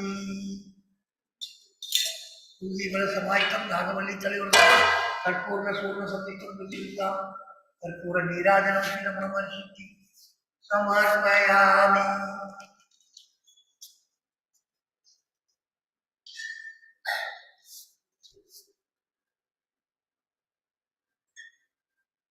ओम नमो भगवते अरुणाचल रमणाय नमः नमो भगवते अरुणाचल रमणाय नमः नमो भगवते अरुणाचल रमणाय नमः नमो वाय जगत्य राजा मागते जो राजा तन राजा वा सोने ने जते देव स्वामेदानी मुक्ति भवन्ति तेरा वंदो वै देवानं स्वाहा तये वाग्मय स्वाहा तैचंदी तये नमः सर्वे राजाय देव राजा भव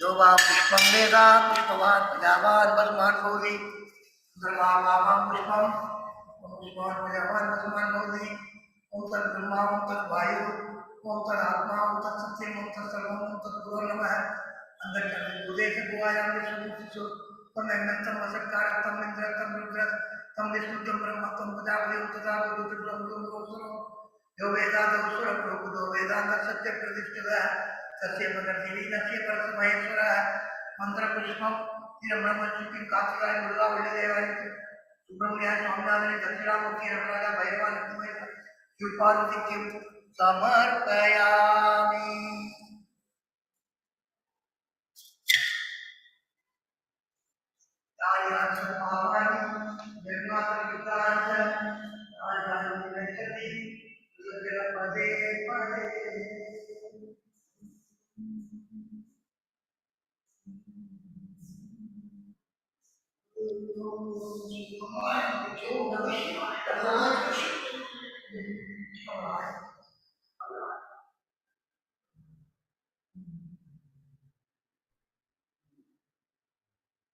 Namo Ramana.